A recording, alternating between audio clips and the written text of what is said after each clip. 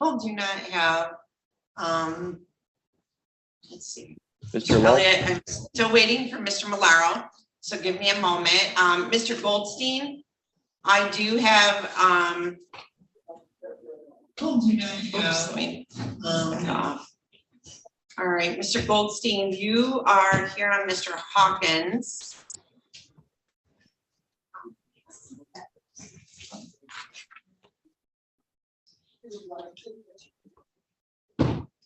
I'm sorry, ma'am, what do you have? I have letters that. I cannot accept letters.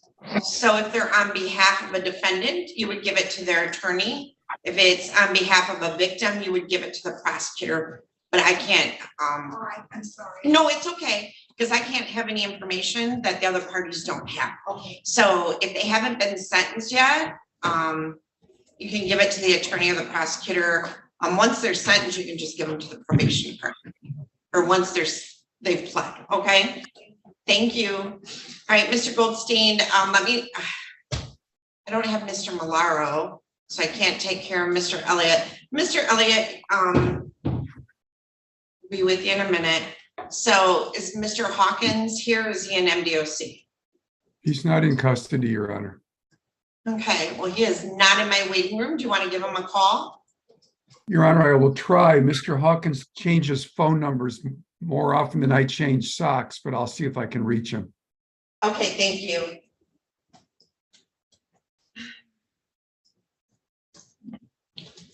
All right, so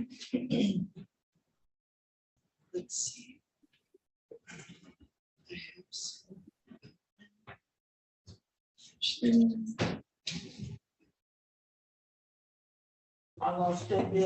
Mr. Cousins, do you have Mr. Rutherford with you? I do not, Your Honor. I believe he's logging in.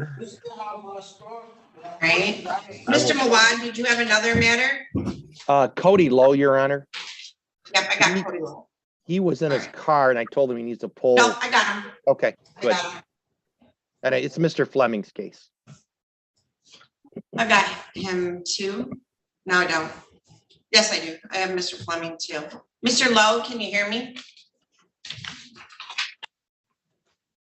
It's frozen and he's not connected to audio.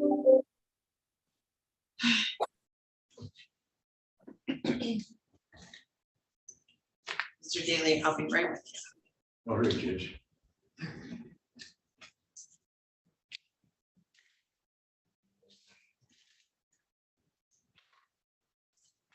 I sent a chat message to Mr. Lowe to connect to audio. Mr. Lowe, can you hear me now? Well, he's muted, but he seems to be able to hear me. Unmute, Cody, unmute.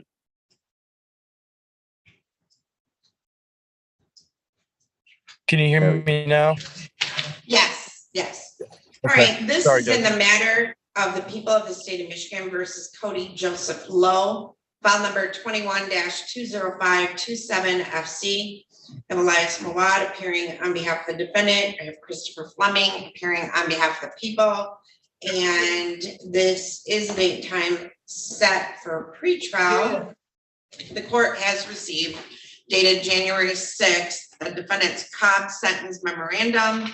Mr. Mawad, how do you wish to proceed? Well, Judge, I've been talking to Mr. Fleming. The final offer, if my client was to take it, would be to the original count before a preliminary exam occurred. I've tried to explain to you the best I can the facts of the case, and Mr. Lowe knows what happened on that date, and so does Mr. Fleming. There would be restitution involved.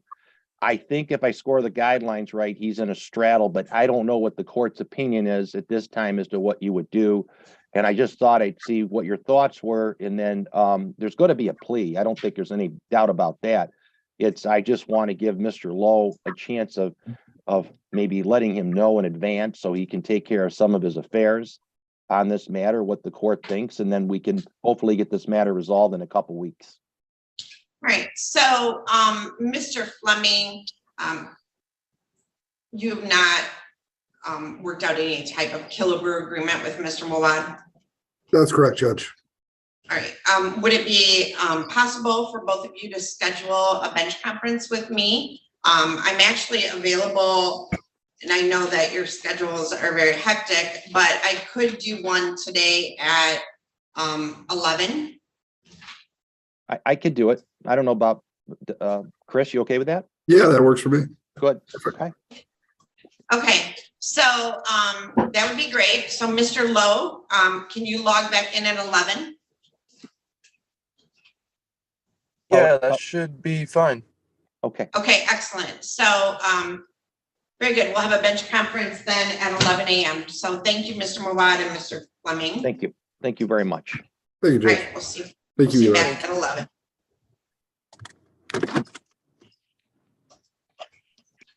Okay.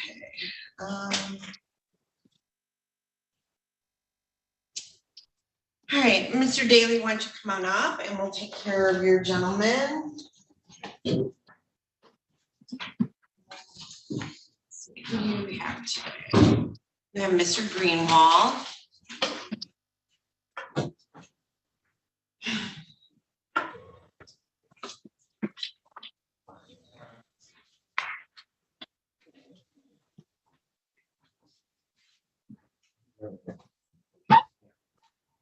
All right, this is in the matter of the people of the state of Michigan versus Timothy Allen Greenwald, file number 22-21156FH. I have James Daly appearing on behalf of Mr. Greenwald, and I have Isaac Sneed appearing on behalf of the people.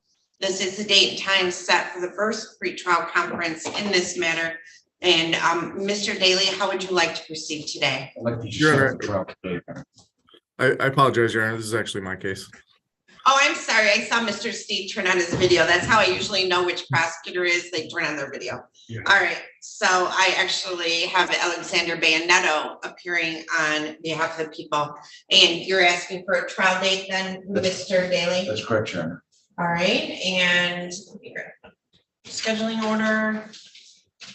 All right, the defendant is charged with carrying a concealed weapon and felonious assault with a third offense notice for habitual offender, maximum penalty 5 years, but with a third offense, it could be a maximum penalty of up to 10 years in prison.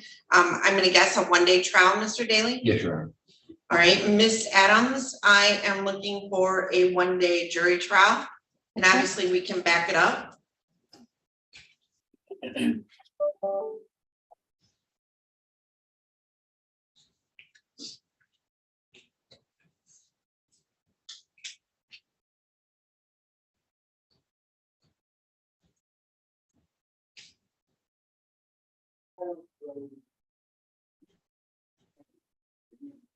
January 31st is week 2 of Christopher Mauer's jury trial. Is there anything backed up on one of the last days of that? What day is that trial? Well, that's week 2 is January 31st. The Christopher Mauer trial is not going to be going. Right. So January 31st, is that too, you said January 31st? Yes. Is that too soon? No, Your Honor. Is that too soon for the people? I don't believe so, Your Honor. I should be able to get subpoenas out. Okay, so I will set this for January 31 of 23. It's already 23. Get used to writing that. It'll be a one-day jury trial. This will be the final pretrial conference. Obviously, with it being that soon, I'll set a final motion date for February 25, as well as voir dire questions and case-specific jury instructions to be provided to the court. And we're good. January 31 at 9 a.m. for one-day jury trial. Thank you, Your Honor. All right. Thank you, Mr. Daly, and Mr. Greenwald. Thank you. Thank you. Well, let's see. And I filled out that scheduling order, and we're going to copy out to everybody. Okay. All right. Miss Underwood, are you perhaps covering for Mr. Malaro today?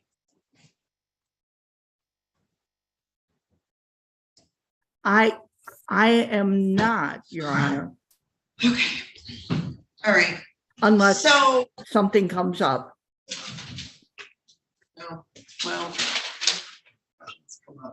All right, so Mr. Elliott, I appreciate, Mr. Millar is probably in front of Judge Olsaver.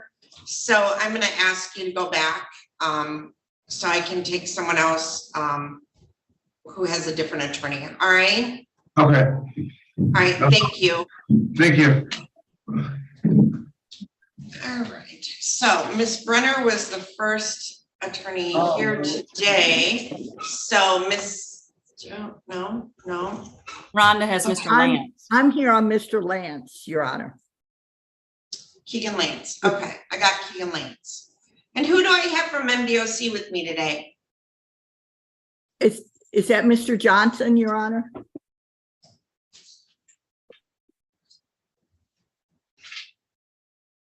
Mr. Darnell Johnson is mine. All right. I have someone from MDOC. Is your name Darnell Johnson? Yes. All right, good morning, sir. We'll be with you in just a moment. All right, Mr. Lance, can you hear me? Yes, ma'am. All right, this is in the matter of the people of the state of Michigan versus Keegan Kyle Lance, file number 21-20269FH. I have Rhonda Underwood appearing on behalf of Mr. Lance, and I have Sarah Brunner appearing on behalf of the Attorney General. I do have a note in here that he was making payments as of the last pre-trial. So where do we stand today? Your Honor, I believe at this time, Mr. Lance is going to enter a plea. And the agreement that we reached, prosecutor. Your Honor, is that he would be pleading guilty. We'd be asking the court to delay his sentence for 11 months. During that time, he would have to pay his child support as ordered each month. And if he's able to reduce his arrearages down to $8,000 or less, we would reduce it down to an attempted failure to pay. And if he's able to pay his balance in full, then we would reduce it down to a misdemeanor disorderly person.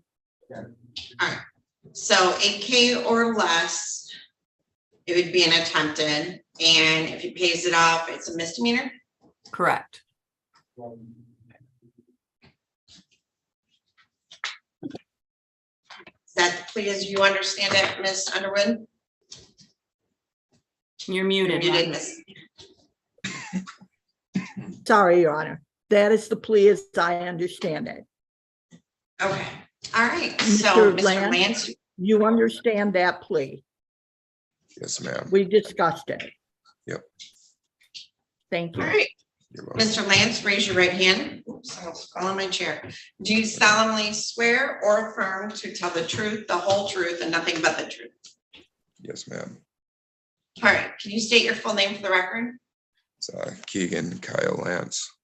Okay, all right, so Mr. Lance, you've heard the statement of your attorney and the prosecuting attorney. Is it your intention today, under a delayed sentence, to enter a plea to count one, child support failing to pay? Yes. Okay, and you understand the terms are that we'll take that plea as a delayed plea and we'll set sentencing out 11 months. If you pay the balance or the arrearage down to 8,000 or less and make your monthly payments, they would offer you an attempted, and if you're able to balance or zero balance your arrearage, they would offer you a misdemeanor in this case. Is that your understanding? Yes. Yep. All right, are you satisfied with Ms. Underwood as your attorney and the advice that she's given you? Absolutely. Okay, and you understand the maximum penalty for child support failing to pay is a 4-year felony, up to 4 years in prison. Do you understand that? Unfortunately, yes. Yes, I do. Okay. All right. Well, neither the prosecutor, the defendant, nor anyone on the defendant's behalf has discussed any other possible sentence with the court. Is that correct, Ms. Brenner? That's correct, Your Honor. And Ms. That's correct, Underwood? Your Honor. And as far as you're aware, Mr. Lance, is that correct? Yes. If a guilty plea is accepted, there will be no trial. This means that you will be giving up rights that you would have had at trial. I'm going to explain those rights to you now to make sure that you understand them. You have a right to a speedy public trial by jury. You may ask for a non-jury trial, And if the prosecutor and court agree, you can have a non-jury trial. You have the right to be presumed innocent until proven guilty beyond a reasonable doubt. You have the right to have the prosecuting attorney prove beyond a reasonable doubt that you are guilty and you do not have to prove anything. You have the right to be present at trial and have witnesses against you appear at your trial and to ask those witnesses questions. You have the right to have the court order any witnesses you have for your defense to appear at the trial. You have the right to remain silent during your trial and not to have your silence used against you. However, you also have the right to testify at your trial if you want to testify. Do you understand that if your plea is accepted, you may be giving up the right to appeal issues that would otherwise be appealable if you were convicted at trial? Do you understand that? Yes, ma'am. Do you understand that any appeal from the conviction and sentence pursuant to the plea will be by application for leave to appeal and not by right? Do you understand that? Yes. If you are not a citizen of the United States of America, a conviction of a crime may result in deportation, exclusion from admission to the United States of America, or denial of naturalization. Do you have any questions about the rights that I've given to you? No, ma'am. All right, sir, how do you wish to plead to the charge that on or about the time period of April 1 of 2008 through November 30 of 2019 that you did commit the offense of child support failing to pay? Guilty or not guilty? Guilty. Has anyone made any threats or promises to induce you to plead guilty to this charge other than what was placed on the record? No. Do you understand if I accept this plea, you will be giving up any and all claims that your plea is given as a result of promises or threats that were not disclosed to the court on the record during this hearing, or that it was not your own choice to enter the plea? Do you understand that? Yes. Is the prosecutor or defense counsel aware of any promises or threats or inducements other than the plea bargain to induce the defendant to plead guilty? Ms. Underwood No, Your Honor. and Ms. Brenner? No, Your Honor. Has your attorney promised you any particular sentence or estimated what your sentence will be, Mr. Lance? Not that I recall, no. Okay, is it your own choice to plead guilty? Yes. All right, so Mr. Lance, during the time period of April 1 of 2018 through November 30 of 2019, you had a child support order in place, is that correct? Yes. There was a set specific monthly amount that you were supposed to pay on your child support, is that correct? Think so, yeah. Well, you had a child support order in place, right? Right. And it listed amount you were supposed to pay. I don't know if it was $300, $400, but there was a set amount you were supposed to pay in child support every month. Is that correct? Yep. All right. And would you agree during that time period that you did not make a full period full payment every single month during that period?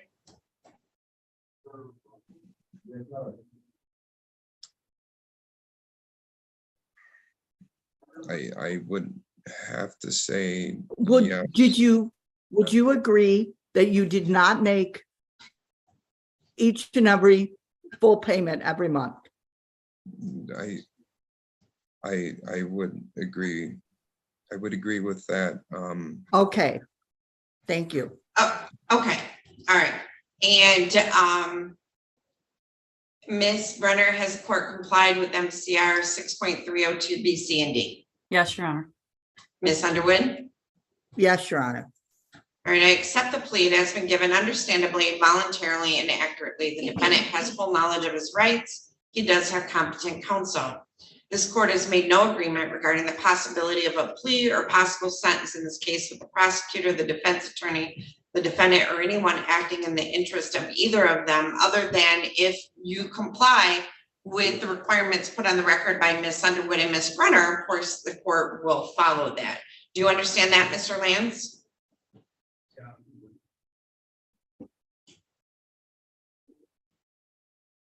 Yes, ma'am. Okay, he has a delay, Ms. Brenner and Ms. Underwood, so there's a market delay. All right, so Ms. Okay. Brenner, I had previously that the arrears was 15,000. Has he paid that down? What is Yes. it now? As of today, Your Honor, it's $13,649.63. Okay. All right, so I'm going to set this matter for sentencing. Ms. Adams, could I set this for sentencing either December 8th or the 14th or 15th, please?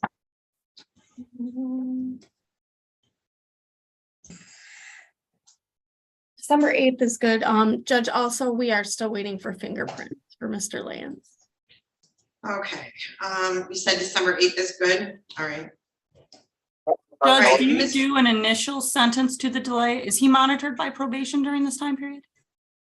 No, but he's monitored by pretrial services. We have we do have a pretrial services coordinator, and that would be Darren Coast. So his bond conditions would state that he's required to pay his monthly child support, not to commit any new crimes, and pay on his arrearage, and they monitor that. Okay. And is his And no Miss- contact continued as well? Yes, Okay, thank you, Judge, just so everybody's on the same page. yes. All right, So what is that sentencing date, Your Honor? December 8th at 8:15. November 8th, December. December. December 8th at 8:15. Mr. Lance, do you have any objection to appearing via Zoom for sentencing, or do you want to come in and do it in person?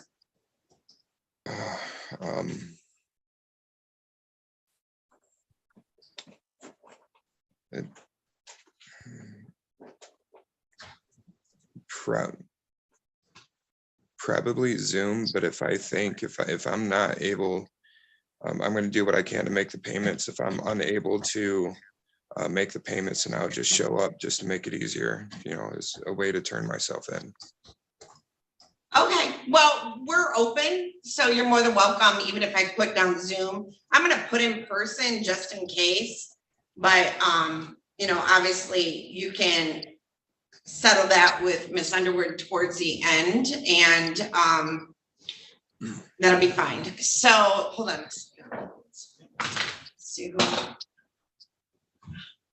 I am sorry with the jail. Is anyone here for Sierra Madrid? Is there an attorney here for Sierra Madrid? Mr. Anybody? No, I have no attorneys for Judge- anybody in the jail right now. Okay.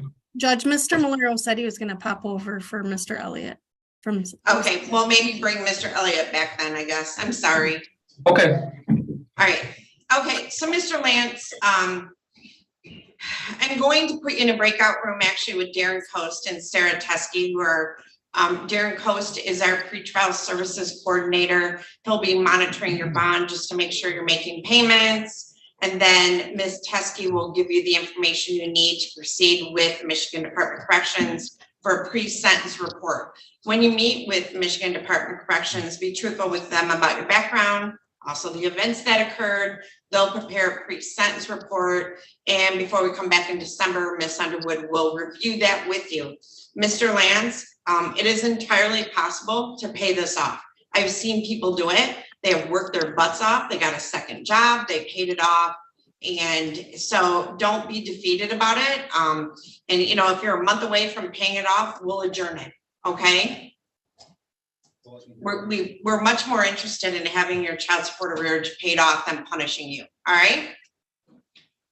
Okay, so I'm going to put you in a breakout room with Mr. Coast and Ms. Teskey, and they will get your information. So let's see, Ms. Teskey, Mr. Coast, and Mr. Lance. All right, I've opened that breakout room. I got John Glazier. All right, thank you, Mr. Lance.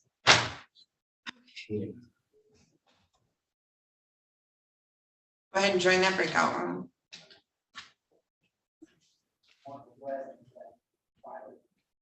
All right, Mr. Cousins, I'm gonna look for Mr. Rutherford again.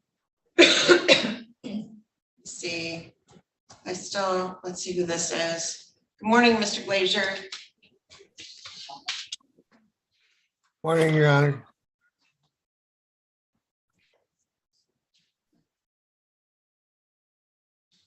Mr. Bennett, who are you here? You're here on, let me see, you're here on Davis. Yes, Your Honor, he is in the My waiting room. room. Yeah, hold on one second. I try to go by out-of-town attorneys in order that they came in, so. Oh, that's totally All fine. right, I have, it looks like a woman and not Jerry Rutherford. So I have someone on an iPhone, blonde hair, wearing a hoodie. What is your name, please? Elizabeth Warner. Elizabeth Warren? Warner. Warner. All right, who's your attorney? Matt Murphy. All right, I'm gonna put his initials in for you. All right, I've changed your screen name and I am just gonna pop you in the waiting room, all right? All right, I do not appear to have, well, let's see.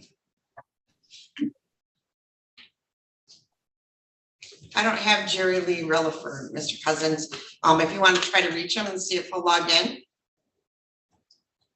I have been calling his number. I'll continue. I can just issue a bench warrant if you want. I would rather you give me a little bit more time. He has appeared at every appearance so far. No, it's fine. Go ahead and try to reach him. All right, I do have Brandon Davis, Mr. Bennett. Thank you, Your Honor, and that's Mr. Sneed's case. All right. Okay, let's get Mr. Davis. Connect to audio.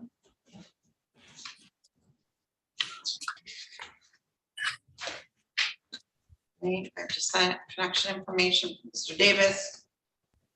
Connect to audio.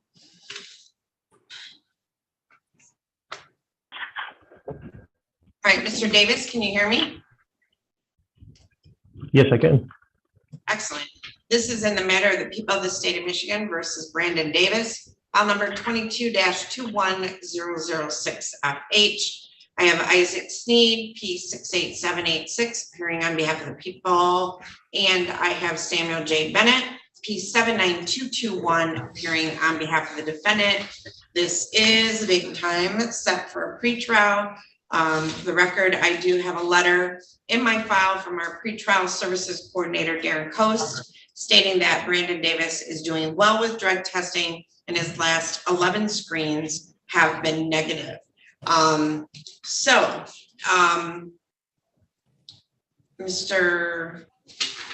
Bennett, how would you like to proceed today?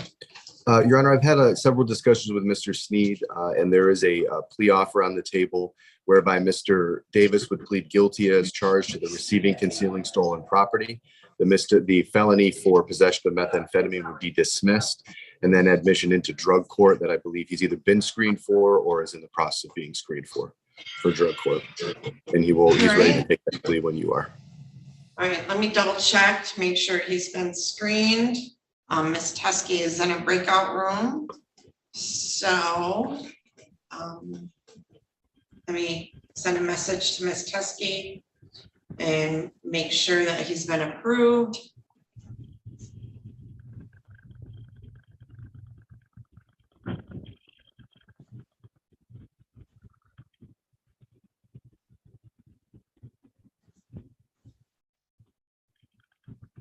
So give me just 1 second.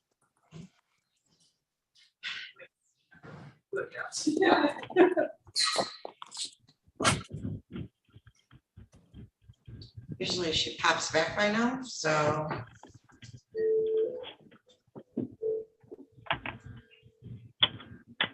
Hey, real quick, did we screen Brandon Davis for drug court? No. He has not been screened. Okay, thank you. Okay. All right, so Mr. Bennett, he has not yet been screened. So do you want me to just set this out 3 weeks? That would be totally fine, Judge. Yeah, and then we can get him. I haven't received a request for screening.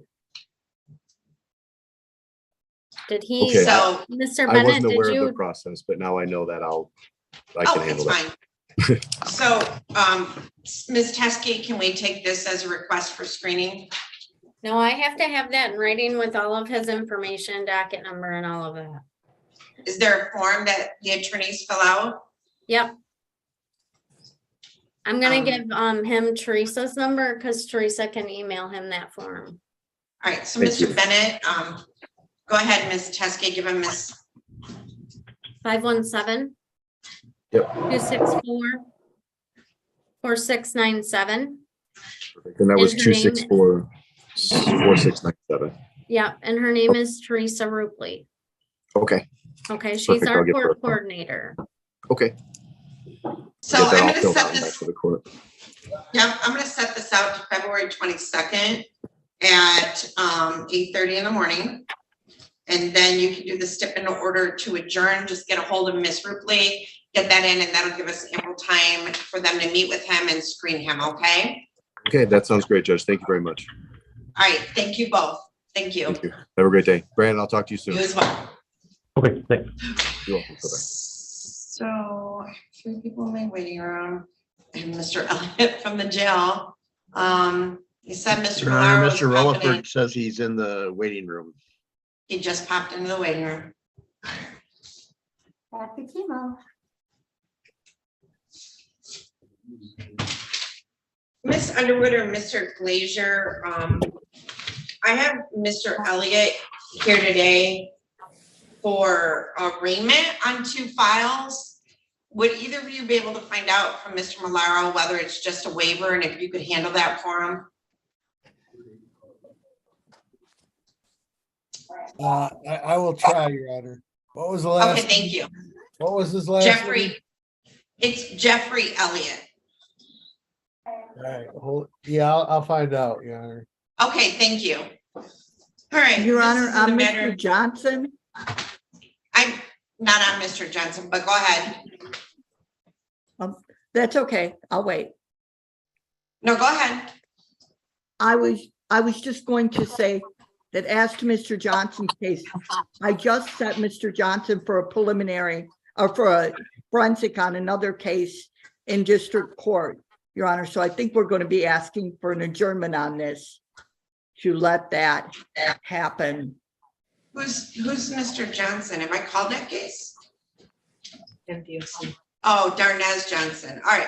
So Yeah. in the matter of the people of the state of Michigan versus Darnell Donald Johnson, file number 22-20959FH, I have Rhonda Underwood appearing on behalf of Mr. Johnson. Mr. Johnson is with us from MDOC back there. And I have Isaac Sneed appearing on, or Christopher Fleming appearing on behalf of the people. So how far out would you like this, Miss Underwood? Why don't we try 2 months, Your Honor? All right, so Mr. Johnson, I guess you have a prelim scheduled down in district court. So I'm gonna set this out We to have a February. forensic. Forensic. Oh, forensic. Forensic. So I'm sorry. I'm gonna set this out to February 22nd at 8:30 in the morning via Zoom, and Miss Underwood, you'll do the stip in order to adjourn, correct? I will do that, Your Honor. Excellent. All right. Thank you, Mr. Johnson. You're all set. Okay. All right.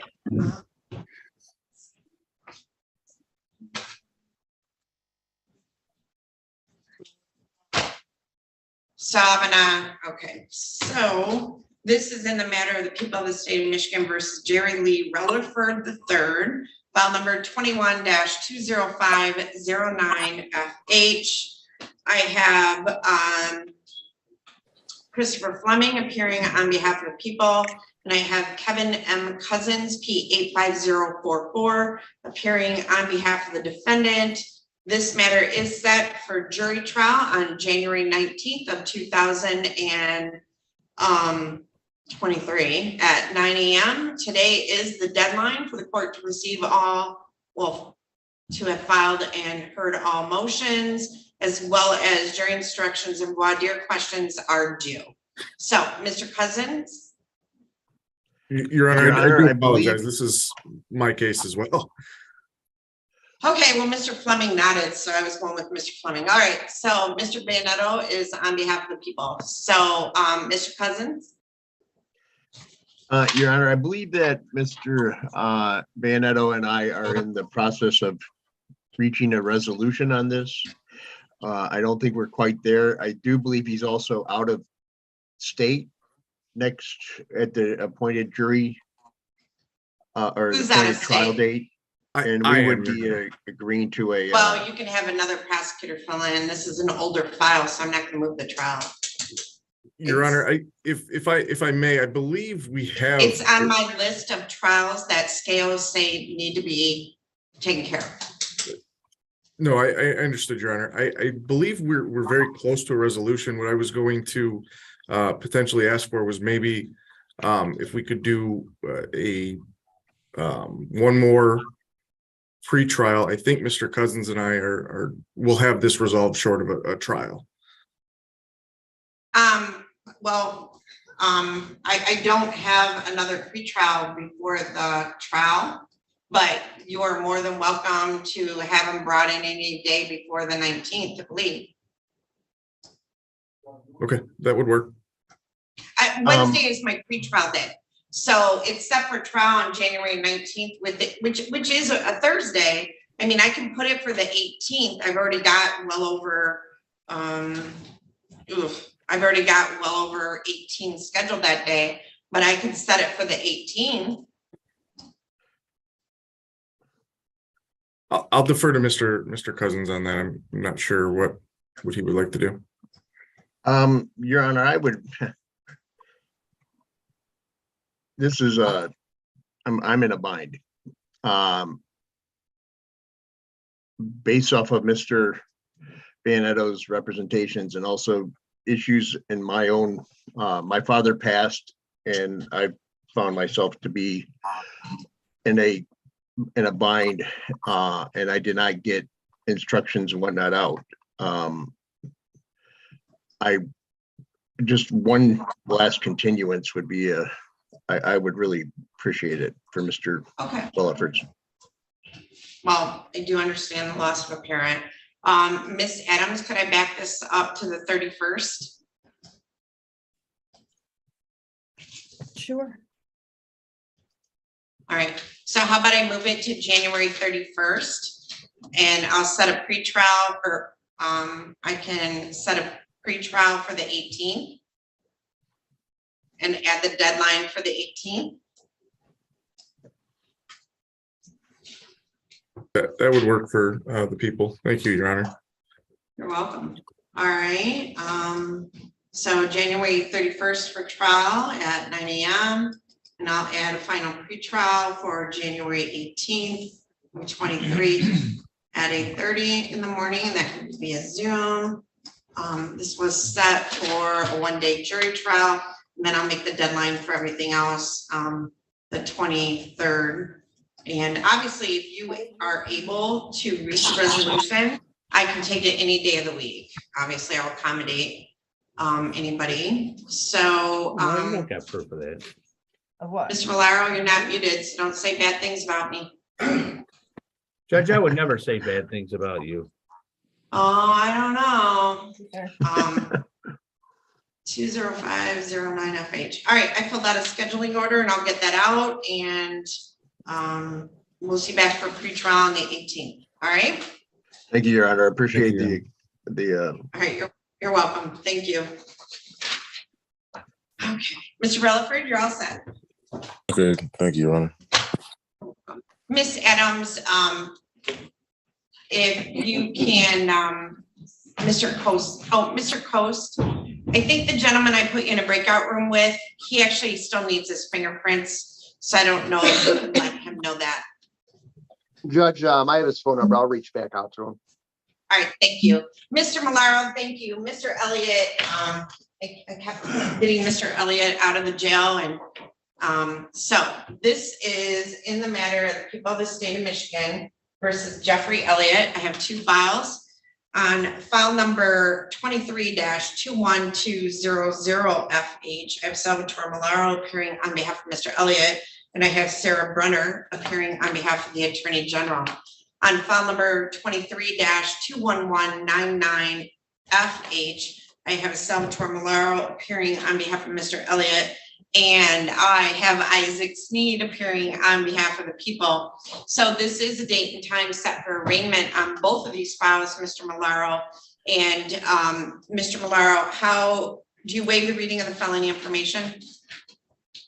Judge, we would acknowledge receipt of the informations as to both files, waive their reading. My client would stay in mute. There is another file, Judge, set for February. But if I could have a breakout with Mr. Elliott, I think we may be able to resolve all files today. Well, I don't have that third file on my docket today. Do you want me just to set them all over for that date in February? I mean, but that's what the court wants to do, but I think we can resolve this sooner. Today? Yeah.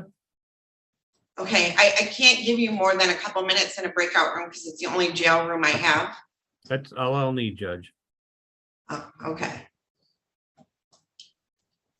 All right, so let me delete this. All right, I'm gonna assign the jail and Mr. Malaro. Okay, there you go.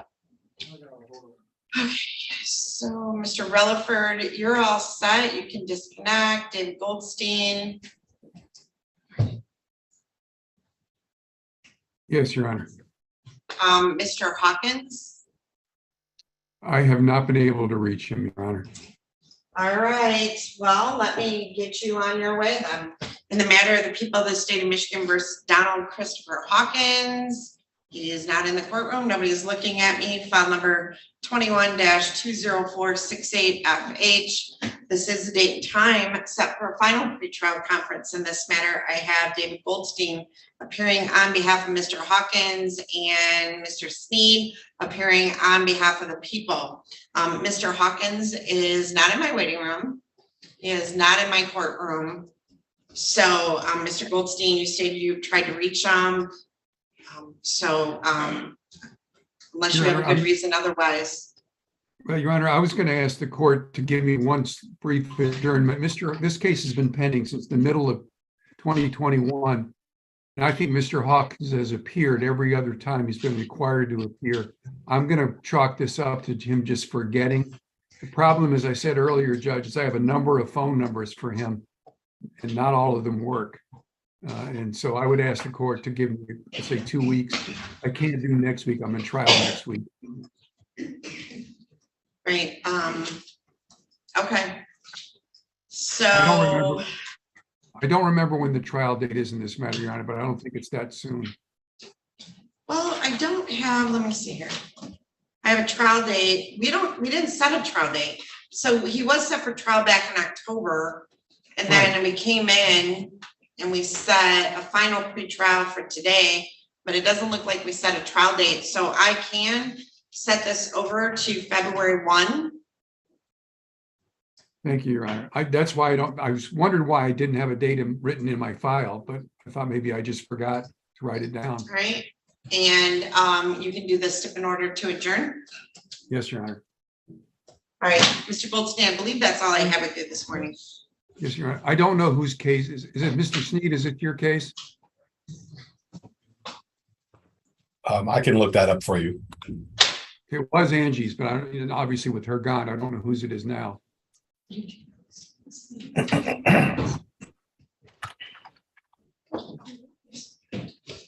right, Mr. I'm looking. Mr. Mitchell, Thomas Mitchell. Judge, that's my client. If we're ready, if you want to take his, he's just for this video on. Okay. All right. Are we all set, Mr. Goldstein? I just need to know. It's Phoebe's case. I'm sorry? Slide that. Phoebe's? It's Mr. Noe wasn't muted. It's Phoebe Meir. Okay, thank you, Judge. Thank you, Isaac. All right. From the Michigan Department of Corrections, we're all set with Mr. Johnson. Thank you. You're welcome. Thank you. 51 yard. We need one for. Okay. All right. Mitchell, you said? Yeah, we're ready on that one, Judge. All right. So on the matter of the people of the state of Michigan versus Thomas Michael Mitchell, file number 22-21080FH. I do have Charles Noe appearing on behalf of Mr. Mitchell, and I have Mr. Steen appearing, I guess, on behalf of the people. This is the date and time set for pre-trial in this matter. Mr. Noe, how do you wish to proceed today? Thank you, Your Honor. At this time, my client wishes to enter a plea of guilty to count 2 of the amended information, which is the attempt. In addition, that I believe there's a Killebrew prosecutor's agreement.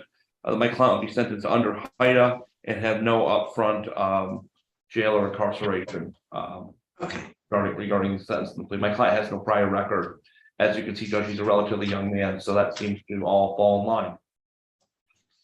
Okay, so I'm sorry, I was looking at, trying to find him on my docket. So hopefully guilty to count 1 or count 2, count 1 would be dismissed, and what was the rest of it? There's a Killebrew agreement to sentencing under HIDA and no upfront incarceration or jail. Okay.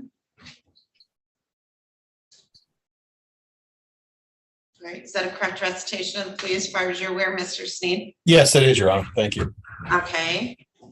All right, so Mr. Mitchell, raise your right hand. Do you solemnly swear or affirm to tell the truth, the whole truth, and nothing but the truth?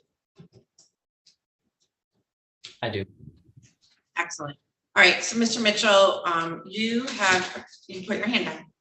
You've heard the statement of your attorney and the prosecuting attorney. Is it your intention to plead guilty to count 2 attempted assault with a dangerous weapon, which carries a maximum penalty of up to 2 years in prison and or $1,000 fine under the Holmes Youthful Training Act with a Killebrew agreement to no upfront jail?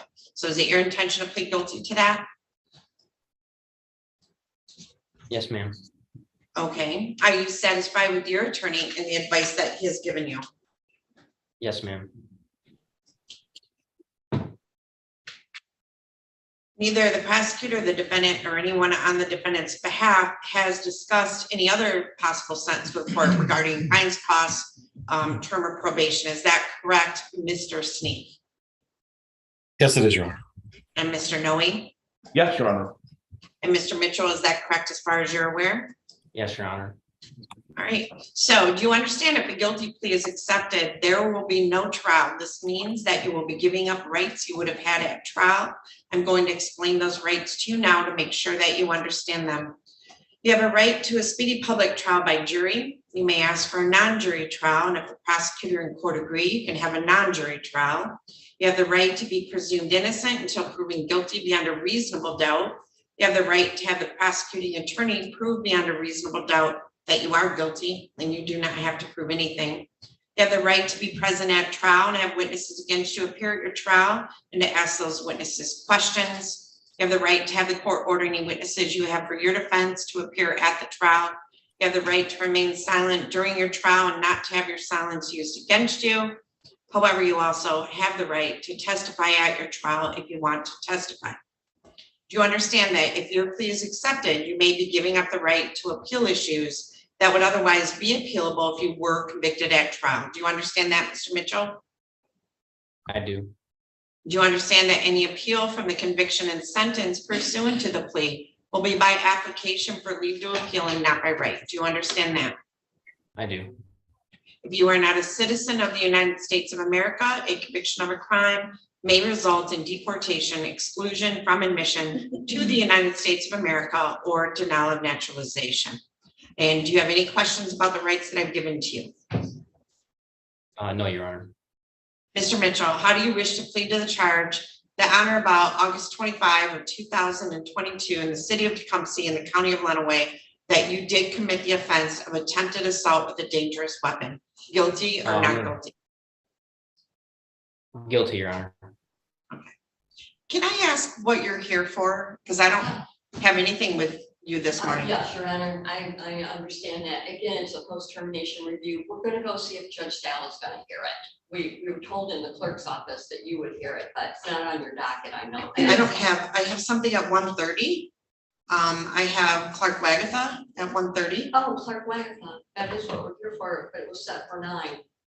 our Judge, session I at just got a 1:30. call from Judge Sala's office that it was set for 9. Not in my court, it wasn't.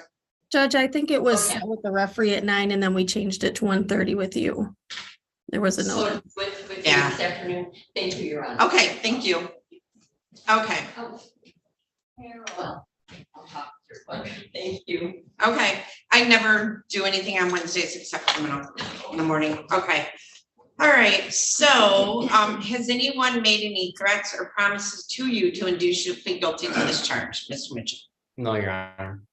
Do you understand if I accept this plea, you will be giving up any and all claims that your plea is given as a result of promises or threats that were not disclosed to the court on the record during this hearing, or that it was not your own choice to enter the plea? Do you understand that? I do. Is a prosecutor or defense counsel aware of any promises or threats or inducements other than the plea bargain to induce the defendant to plead guilty? Mr. Sneed? No, Your Honor. Mr. Noe? None, Your Honor. All right, other than the agreement that was placed on the record, Mr. Mitchell, has your attorney promised you any particular sentence or estimated what your sentence will be? Okay, is it your own choice to plead guilty? Yes, Your Honor. All right, so Mr. Mitchell, on August 25th of 2022, you're in the city of Tecumseh in the county of Lenawee. Yes. And at that time, were you in contact with an individual with the initials KP? Yes. All right, and did you have a BB gun? Yes, I had a BB gun. Okay, so tell me what you did. Did you hit her with a BB gun? Did you shoot her with a BB gun? Did you threaten to shoot her with a BB gun? Tell me what you Judge, did. if I may possibly take over to try to run hear my client, if you don't mind, Judge. Sure. Okay, Mr. Mitchell, you had gotten to some sort of disagreement with a neighbor of yours. The judge has referenced her initials, correct? Yes. She came down to your apartment, correct? Yes. Okay, and you got into some sort of verbal altercation with her, correct? Yes. And there was it was like a CO2 powered 22 caliber BB gun that was right on a nightstand, right? That was not on a nightstand, but on a dresser or something, right? Yes. Was it on a desk? What was it on? Like a makeshift desk type of counter. Okay, and it had like some tape or something wrapped around it, right? Yeah. Okay, black tape or something. Okay. Yeah, it was actually my old roommate. And that BB gun was on or near where you were standing, correct? Yes. Okay, and it's understandable that she would think that you would attempt to take that BB gun and threaten her with that, correct? Yes. Okay, and that you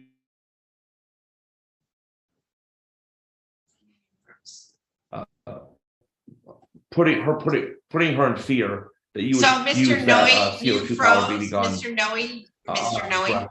Mr. Noe, everybody stop. Mr. Noe, you froze. So I heard.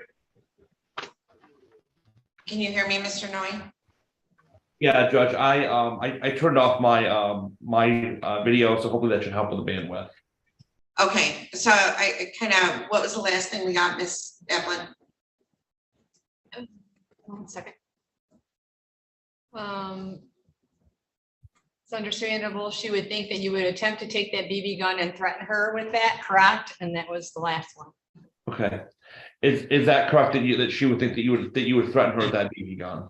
For her to think that, yes. Yeah, and you reviewed the police report, and she obviously saw that BB gun, correct? Yes. Yes. And she would be and you believe it would be reasonable that she would think that you would attempt to use that BB gun on her, correct? Yes. Yes. She's known I've had the BB gun for an extended amount of time. It's been sitting on the nightstand table for months. It wasn't his question, so answer his question. No. You believe it would be reasonable that she would think that you would use that BB gun, that she would think that, correct? Yes. And then you would attempt to use that BB gun on her? Yes. Okay. For her to think that, yes. Okay, all right. I don't know, Judge, if you need much further regarding. All right, Mr. Sneed, are you satisfied with that plea? I am, Judge. Thank you. All right, has the court complied with MCR 6.302, B, C, and D? Mr. Sneed? Yes, Your Honor. Mr. Noe? Yes, Your Honor. All right, I accept the plea. It has been given understandably, voluntarily, and accurately. The defendant has full knowledge of his rights. He does have competent counsel. This court has made no agreement regarding the possibility of a plea or possible sentence in this case with the prosecutor, the defense attorney, the defendant, or anyone acting in the interest of them other than the Killebrew plea that was placed on the record. I'm going to refer this matter to the probation department for a pre-sentence investigation. Mr. Noe, sentencing would be February 23rd at 8:15. Are you available that day? Just for a moment, Judge, you know how I can be with your schedule. Mr. Mitchell, do you have any objection to appearing via Zoom for sentencing, or do you wish to appear in person? I have no objection to that, Your Honor. You said the 23rd at 8:15, Judge? Yes. Yep, that works for me. Thank you. All right, we will set this matter for sentencing on February 23rd at 8:15. Wait, hold on a second. Maybe I wrote that date wrong. February 23rd at 8:15 in the morning for sentencing. And so Mr. Mitchell, I'm going to put you in a breakout room with someone from the Michigan Department of Corrections. They're going to give you instructions on how to proceed at this time. When you meet with the Michigan Department of Corrections, be truthful about your background and also the events that occurred. They'll prepare a pre-sentence report and you will have an opportunity to review that with Mr. Noe before sentencing.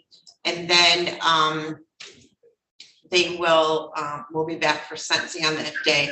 So I'm going to send a breakout room invitation to Thomas Mitchell, Sarah Teskey, and Charles Noe.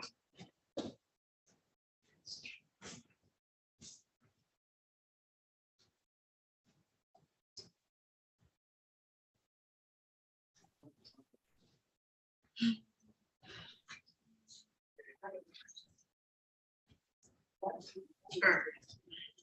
So, Mr. Glazier, Christine, you have let's see. Mr. Glazier, I had asked if you needed a breakout room with your client. She is here. Let me find her. Christine Kramer.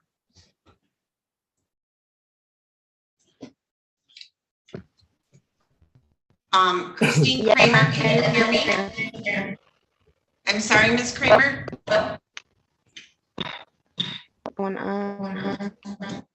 Ms. Kramer, you seem to have a bad connection. Could you possibly walk around to get better reception? Yeah, I don't know what's going on with it. Well, actually, it's fine where you are. Just stand there. All right. In the matter of the people of the state of Michigan versus Christine Leanne Kramer, file number 23-21205FH. I have John Glazier appearing on behalf of Ms. Kramer, and I need a prosecutor. Somebody turn the picture on. I have Isaac Sneed appearing on behalf of the people. I have a letter from Darren Coast, who is our pretrial services coordinator, with an update today stating that Christina has not started off on a good note with her drug screening.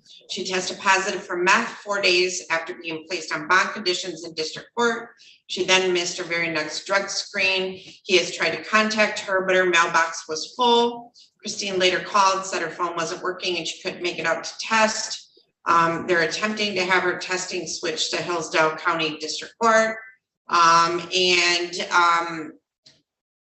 Where'd she go?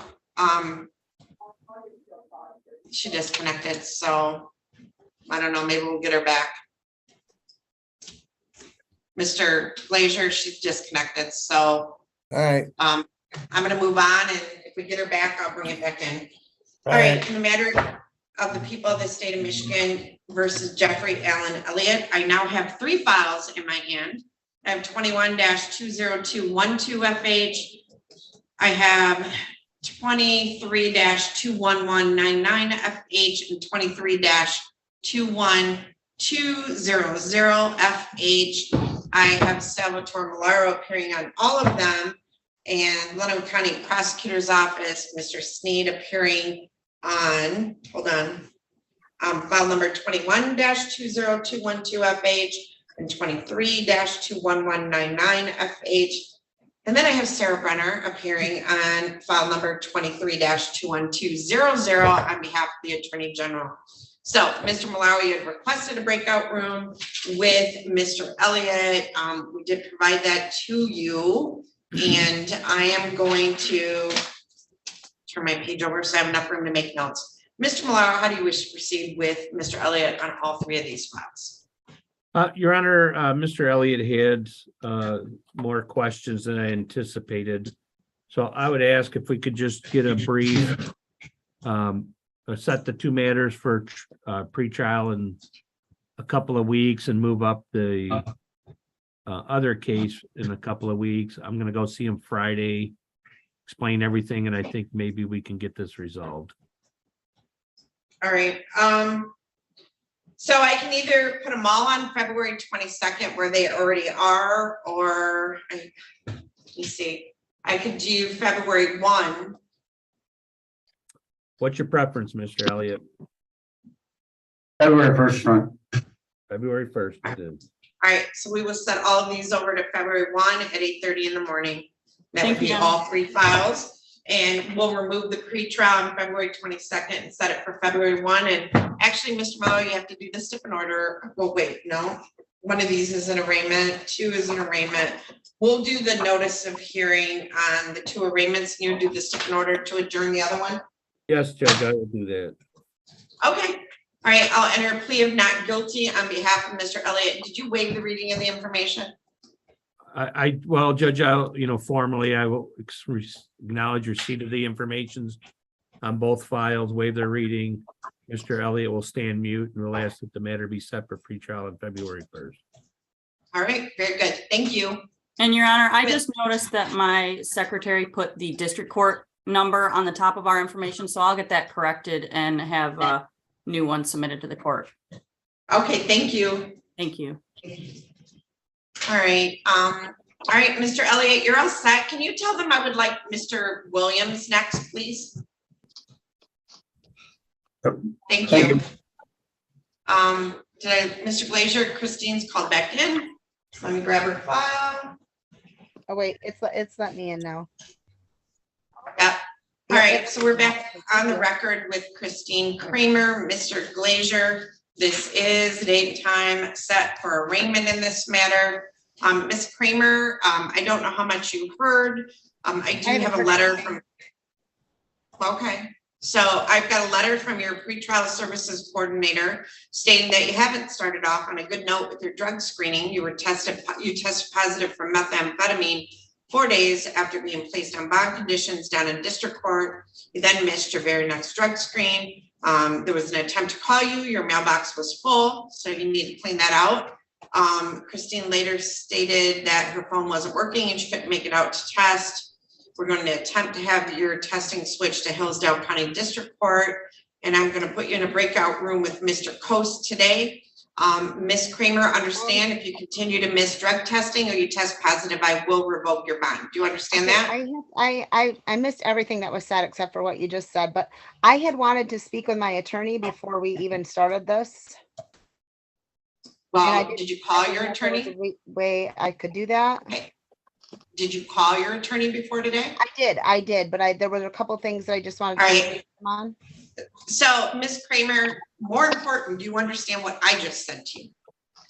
I do, but I also need to let you know that from the very beginning, and the lawyer knows this, as does the probation people, as does the judge downstairs, that I don't have any income. I have no money coming in due to health conditions. I cannot work right now. I'm trying to file for Social Security disability. Okay, I understand that, but what I'm telling you is, condition of your bond, because your charges involve drugs. Especially specifically, quit interrupting me, specifically possession of methamphetamine. You either drug test or I can remand you to custody. So you can figure that out with Mr. Coast. Mr. Glazier, this is a date and time set for arraignment. Obviously, she wishes to speak to you, but do you want to do that after? Are you going to enter a plea of not guilty and waive the reading of the information, or do you want to speak with her first? I guess I'll need to speak with her, Your Honor. I spoke with her yesterday and I don't know what she wants to talk to me about today. So let me do that first. All right. So hold on a second. All right. So I'm going to assign Mr. Glazier and Miss Kramer to a breakout room. Go ahead and click on join. All right. Damien Wortley. I have Elizabeth Warner. Let's see who this person is. I have Matt Murphy. Steph Paul. Your attorney is Matt Murphy too, right? All right. So Mr. Murphy goes to Judge Olsaver first, and he does his case down there, and then he comes to me. Okay. Mr. Dagger Margosian, I asked for your client next on the jail. All right, I have somebody on a Samsung. I can see a ceiling. What is your name, please? Marley Bussing. All right, Ms. Bussing. Who is your attorney? Matt Murphy. That's my client, Your Honor. Oh, Matt, you're here. You were quiet. I'm sorry. So actually, Ms. Bussing, I'm gonna put you in the, you just hang with us for a moment because I have somebody who's been here all morning. I missed you, Mr. Murphy. All right, I'm sorry. This is Mr. Schoonover. You want to come up to the podium? I'm sorry. All right, this is in the matter of Jonathan Ray Schoonover, or the people of the state of Michigan versus Jonathan Ray Schoonover, file number 22-21163FH, and Matthew Murphy appearing on behalf of Mr. Schoonover. And I have Isaac Sneed appearing on behalf of people. Mr. Schoonover did arrive at court at 8 o'clock, so I just want you to know he's been waiting patiently, so I appreciate that, Mr. Schoonover. All right, Mr. Murphy, how do you wish to proceed with Mr. Schoonover? Your Honor, first I wanted to say I wanted to address some bond conditions in this matter, but in regards to the case, I was talking to Mr. Sneed this morning. There is an offer that would involve an attempted RNO, attempted resisting imposing an officer under HIDA. I haven't spoken with my client about the specific offer yet, so I was going to ask to adjourn for another pretrial for a chance to do that. And again, I wanted to address the bond conditions if I could. So, Mr. Schoonover, what's been offered as a plea is an attempted, you said RNO, correct, Mr. Murphy? Yes, Your Honor, I believe that's what Mr. Sneed had offered. All right. And that would be a maximum penalty of up to 1 year. It's technically a high court misdemeanor, but it would be considered a misdemeanor because the maximum penalty would be up to 1 year in jail. So it's going to be important that you go meet with Mr. Murphy to talk to him about what HIDA is and what the plea is. Do you understand that? And you've been very good about that. So, Mr. Murphy, I'm going to set this over to about February 22nd, Mr. Murphy. Is that all right? Yes, yes, Your Honor. All right. So, Mr. Schoonover, it's really important that you schedule a time to meet with him before that. Okay. And then if you want, what? Who said, Judge? Yeah, sorry. Is that including the PPO file as well? Oh, there's a PPO file. Okay, let me see here. Yep, I'm gonna have to, let's see, did we already, we've already arraigned him on the PPO, so we would also move the PPO over to that day as well. So, Mr. Schoonover, make sure you go meet with Mr. Murphy. And sometimes if Mr. Murphy is zooming directly from over there, you can zoom with him if you want, okay? So, Mr. Murphy, anything else we need to address today? Your Honor, I wanted to address bond conditions in regards to Mr. Schoonover. I believe that he has bond conditions of no consumption of alcohol and no drugs, no, I don't know if it states marijuana, but I don't know where the district court had justification for ordering those. The incident itself didn't involve the use of alcohol. It wasn't alleged he had used alcohol or was under the influence of any controlled substance, nor was that alleged for the PPO violation. I understand that there was some question about treatment, mental health treatment, and things like that. And obviously, Mr. Schoonover would understand about a bond condition about, being, taking it prescription as prescribed, things like that. But obviously, in regards to no alcohol and no controlled substances, again, I don't believe there's any justification in Mr. Schoonover's history or in the event itself to justify the no alcohol and testing conditions, Your Honor. So I'd ask that those get dropped off if possible. Are you required to drug test out? They've been having me do breathalyzers at the sheriff's station and downstairs, and they were having me take urinalysis every Friday, but they stopped doing that to do breathalyzers twice a day. Do you have to pay for breathalyzer? Yes, the ones at the sheriff's station. Hey, Judge, I am supervising this case as far as him doing breathalyzers, and he has been doing them for a while. And he's blown zeros every time. He's doing well. Okay. All right, Mr. Sneed, any objection to removing those bond conditions? I don't see anything that says it involves alcohol or drugs, but I don't have that information really as much as you do. Your Honor, I think the primary concern here is Mr. Schoonover was ordered in district court back in November to undergo a mental health screen with CMH or face contempt. I don't know if that's been completed, but I just wanted to maybe inquire with Mr. Coast if he is aware of that and whether or not it's been completed. But I don't have any position on the alcohol testing. Like, I don't have an order in my file that requires. And I don't either. I don't see it either. Okay, I believe it would have been out of district court, so we'll have to. Did you have an assessment through CMH? Yes, when I got out of jail the day that day, they told me to go to CMH and I did go. Okay, good. Okay. Okay, so I'm gonna remove the bond conditions for drug and alcohol testing. You still can't use illegal controlled substances. I don't even do. So, Mr. Schoonover, common sense would be that if you're taking medications for mental health, alcohol and controlled substances don't mix well with that, all right? Yes. Okay, so have a seat, we'll remove those bond conditions and we're gonna need you to sign off on those, all right? So Ms. Adams, I have them just seated in the courtroom, all right? Your Honor, do you want my office to prepare a stipend order for those new dates or? Of course, yes. Okay, thank you. All right, thank you, Mr. Coast. All right, so these files.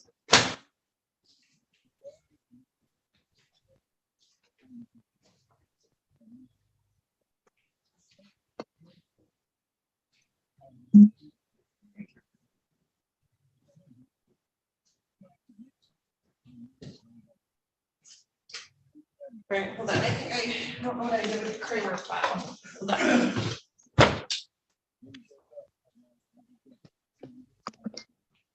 right.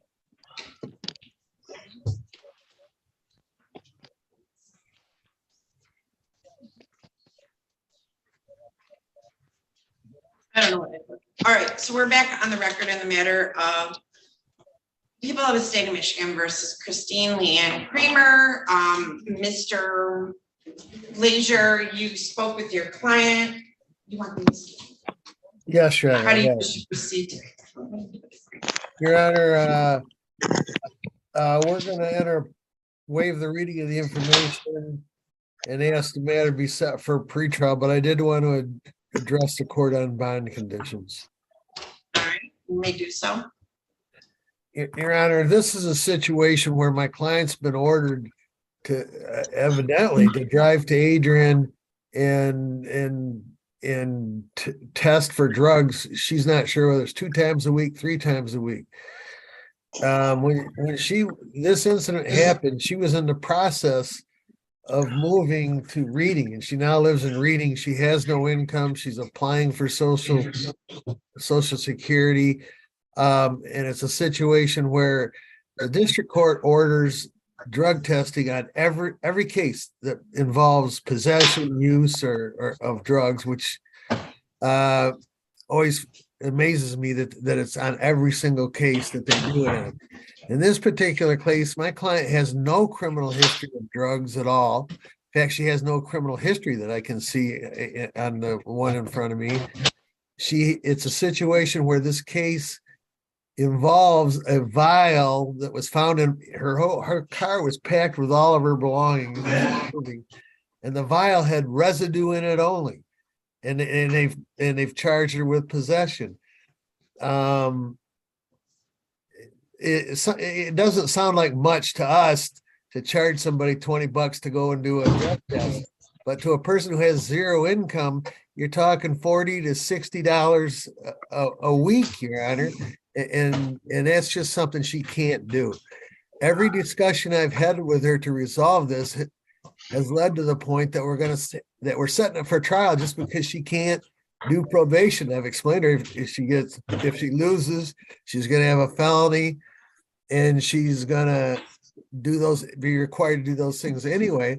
But she simply can't afford it, Your Honor, And we take into account all the time an indigency for the appointment of attorney. We never seem to take into account the drug testing. If she could do the drug testing over in Hillsdale and not be charged for it, I think that would go a long way to resolving this thing. But she's just, also in regards to the positive test, and we can address that at a hearing. But she's been very sick, and she doesn't know what medication she's taking, if that would affect it. But she has currently been tested for COVID positive, and she's in isolation or whatever. She can't even go anywhere for the next 5 days. So I thought I'd advise the court of that as well. So we're asking to do something to resolve this testing issue. She can't do it financially. Your Honor, if I may, the people would defer to the court regarding the testing issue. We've offered a use of meth with 7411. Certainly be willing to enter into Cobb's negotiations regarding the fines and costs that may be associated with that type of plea and sentence. So, and I think we can resolve it, Your Honor. But the problem I have is my client. I can't do it because I can't afford to do these tests 3 or 4 times or 2 or 3 times a week. All right. So, but I think, all right. So Mr. Sneed said the plea is a misdemeanor use with 7411. That's correct. No upfront jail. I've discussed that with her, and I don't want to get to give, I think my client's inclined to do that, but this testing is just something she can't do. It's freaking her out. She says, I can't plead guilty and be put on. I think the plea is separate from whether or not she wants to avail herself of the plea bargain. I understand. It's separate from whether or not she would drug test. Obviously, drug testing on probation would be different. So, okay. So what I'm going to say is, had she not already tested positive for methamphetamine, I might have considered it. She's on colors. Mr. Coase, typically that may be minimum once usually it's only testing once a week, correct? No. Well, Judge, typically it's on colors, it's twice a week. But too, I could always also arrange it where she tests at the courthouse, where I could even lower it a little bit more to where maybe we could do it for like $10 a test to help her out. Or I could contact Hillsdale District Court and see if we could have her do drug testing there, but obviously they have their cost. But I think there's a need that she does it. Especially since her first test was positive for meth, and we don't have any test after that. Also, can you guys hear me? Mr. Glazier, I'll put Mr. Coase and Ms. Kramer in a breakout room when we're done, and they can discuss those options, but I'm not going to remove the drug testing requirement. She's charged with methamphetamine. She's tested positive for methamphetamine. So I'm going to deny your request for that. Perhaps they can work out some resolution where it's less, more cost prohibitive to her. But at this time, no. So I'm going to set this for another pretrial. Do you need one very far out or one sooner, Mr. Glazier? Doesn't need to be that far out. No, Your Honor. My client, I want the court to know can't go anywhere for 5 days. Wow. Okay. Which, Judge, that is fine. I don't know that. She can provide documentation for all that to Mr. Coase. All right, I'm going to set this out to February 22nd at 8:30.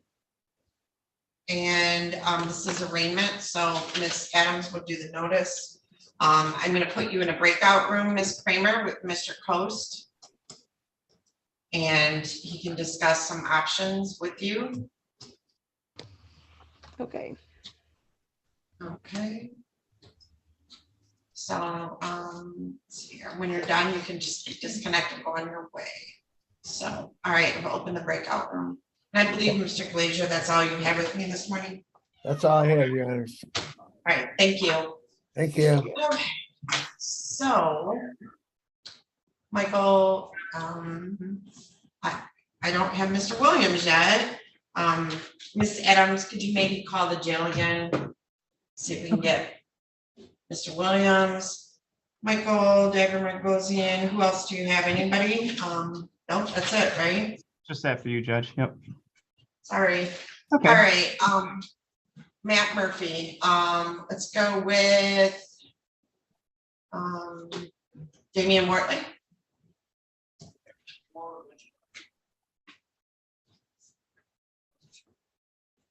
You there, Mr. Murphy? There you are. Yes, Your How Honor. about Damien Wortley? He's here.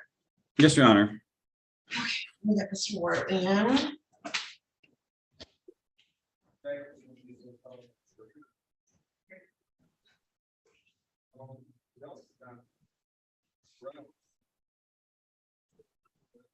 Mr. Wortley, go ahead and, there you go. This is in the matter of the people of the state of Michigan versus Damien Allen Wortley, file number 22-21195FH. I have Matthew Murphy appearing on behalf of Mr. Wortley and Isaac Sneed appearing on behalf of the people.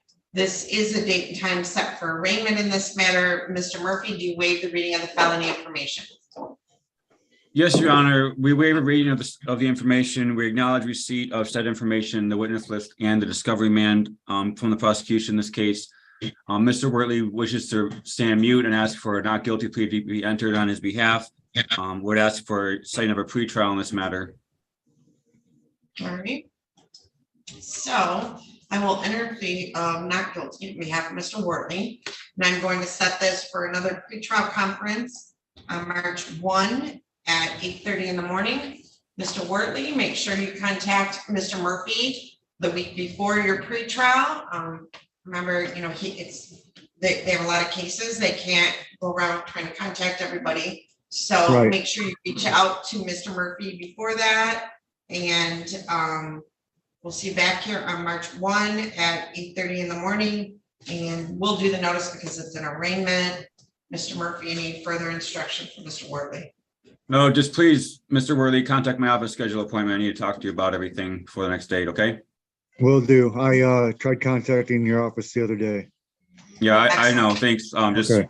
we need to get an appointment scheduled, okay? Thank Okay, you. not a problem. Yep. All right. Thank you. Thank you, Mr. Wortley. Mr. Erie, I'll be with you in a few minutes. All right, Mr. Murphy, I have Ms. Warner. I'm going to set this for another. Can I speak with Ms. Warner briefly in a breakout session? Elizabeth Warner, can you hear me? Yes, ma'am. All right, this is in the matter of the people of the state of Michigan versus Elizabeth Jean Warner, file number 21-20607FH. I have Matthew Murphy appearing on behalf of Ms. Warner, and I have Christopher Fleming appearing on behalf of the people. Ms. Warner, this is a date and time set for pretrial. Ms. Warner, I'm going to put you in a breakout room with Mr. Murphy. Thank you, Your Honor.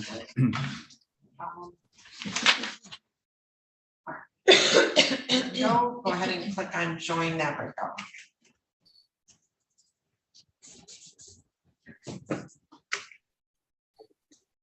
All right, Mr. Gary.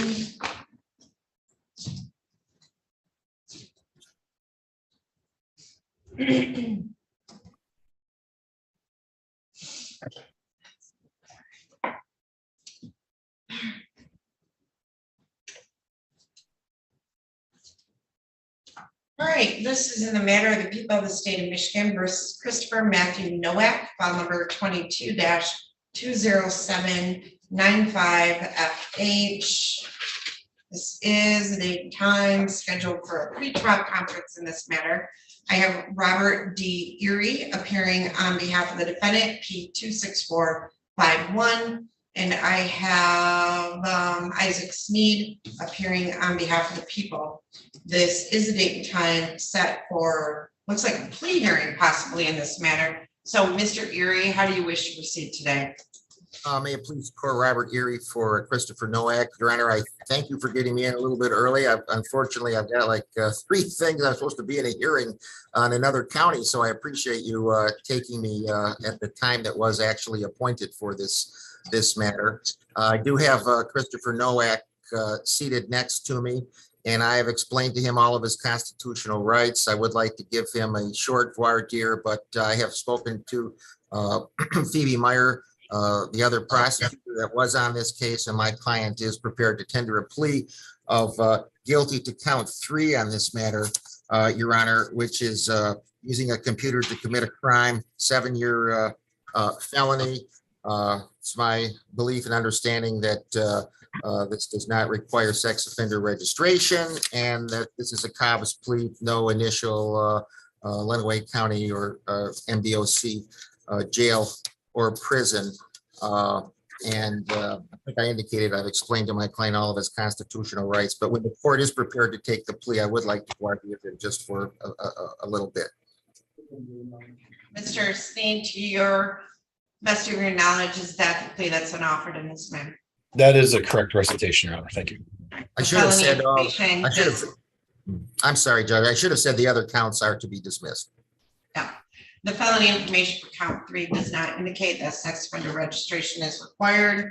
So, Mr. Nowak, you want to raise your right hand so I can see it on the screen? Thank you. Do you solemnly swear or affirm to tell the truth, the whole truth, and nothing but the truth? I do, Your Honor. All right, can you state your full name for the record, please? Christopher Matthew Nowak. Excellent, thank you. So, Mr. Nowak, you have heard the statement of your attorney and the prosecuting attorney. Is it your intention to plead guilty to count 3, computers using a computer to commit a crime, maximum imprisonment of 4 years or more, but less than 10 years, which carries, well, it shows 7-year maximum penalty and up to $5,000 fine, as well as reimburse government for expenses. Is that your intention to plead guilty to that offense? So, court, we're still pleading not guilty. Ms. Kramer, you're not muted, so I'm going to put you in the waiting room until I'm ready for you. All right, so is it your intention, Mr. Nowak, to plead guilty to that count? Yes. All right, and now, other than the agreement that was placed on the record that there would be no upfront incarceration, neither the prosecutor, the defendant, nor anyone on the defendant's behalf has discussed any other possible sentence with the court. Is that correct, Mr. Erie? That's correct, Your Honor. Mr. Sneed, is that correct as far as? Yes, Your Honor. And Mr. Nowak, is that correct as far as you're aware? Can you, I know you're sitting behind your attorney, so I need to make sure that I get an audible. So Yes, okay, thank you. So, sir, if a guilty plea is accepted, there will be no trial. This means that you will be giving up rights you would have had at a trial. I'm going to explain those rights to you now to make sure that you understand them. You have a right to a speedy public trial by jury. You may ask for a non-jury trial, and if the prosecutor and court agree, you can have a non-jury trial. You have the right to be presumed innocent until proven guilty beyond a reasonable doubt. You have the right to have the prosecuting attorney prove beyond a reasonable doubt that you are guilty, and you do not have to prove anything. You have the right to be present at trial and have witnesses against you appear at your trial and to ask those witnesses questions. You have the right to have the court order any witnesses you have for your defense to appear at the trial. You have the right to remain silent during your trial and not to have your silence used against you. However, you also have the right to testify at your trial if you want to testify. You understand that if your plea is accepted, you may be giving up the right to appeal issues that would otherwise be appealable had you been convicted at trial. Do you understand that? Yes. Do you understand that any appeal from the conviction and sentence pursuant to the plea will be by application for leave to appeal and not by right? Do you understand that? Yes. All right. Do you have any questions about the rights that I've given to you? No, I don't. Oh, I forgot. Also, if you're not a citizen of the United States of America, a conviction of a crime may result in deportation, exclusion from admission to the United States of America, or denial of naturalization. So, sir, how do you wish to plead to the charge that on or about April 1 of 2021 through April 30 of 2021 in Woodstock Township in the county of Lenawee, that you did commit the offense of computers, using a computer to commit a crime? Guilty or not guilty? I plead guilty. Okay. And has anyone made any threats or promises to you to induce you to plead guilty to this charge other than what was placed on the record? No, Your Honor. Do you understand that if I accept this plea, you will be giving up any and all claims that your plea is given as a result of promises or threats that were not disclosed to the court on the record during this hearing, or that it was not your own choice to enter a plea? Speak up. Oh, yes, Your Honor. Sorry. All right.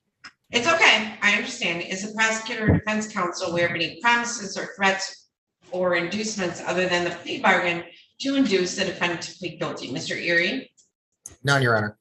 and Mr. Nowak, Mr. Sneed. No, Your Honor. All right. Other than the agreement that was placed on the record, Mr. Nowak, regarding no upfront jail, has your attorney promised you any other particular sentence or estimate what your sentence will be in terms of probation, fines, and costs? Speak up. No. Okay. All right. Mr. Williams will be with you in just a second, okay? Yes, ma'am. Okay. Now, is it your own choice to plead guilty, Mr. Nowak? Yes. Okay, so Mr. Erie, you had asked to Vladimir, so you may proceed with. Thank you, Your Honor. Before I get into the factual basis, I just want to ask a couple of questions to my client. Mr. Nowak, prior to entering this plea, we had one or more meetings with yourself and with one or more of your parents in my office to discuss your options, did we not? We did. And those meetings were rather long meetings, were they not? They were. And we discussed all of the various pathways that you had and the various options that you had with respect to the charges in this case, did we not? We did. And you had all of your questions answered to the best of my ability with respect to what could happen with respect to this plea. Is that correct? Yes. And after hearing everything, you instructed me to contact the prosecuting attorney to indicate that you would be entering the plea that you're entering today. Is that correct? Yes. All right. As you sit here today, have all of your questions been answered regarding this plea, and do you wish the court to accept this plea? Yes. All right. On or about April 1st, 2021, and for the weeks thereafter, did you have a cell phone or a computer? Yes. Did you utilize that cell phone or that computer to communicate with a girl that you believed may be underage? Yes. And what were the reasons that you were communicating with her for the possibility of some type of sexual contact? Yes. I have no further questions. Can he repeat his response again? We didn't pick it up. He moved his head to the side. Okay, what was the answer to your last question? Yes. All right, Mr. Sneed, do you have any further questions for him? I do, Your Honor.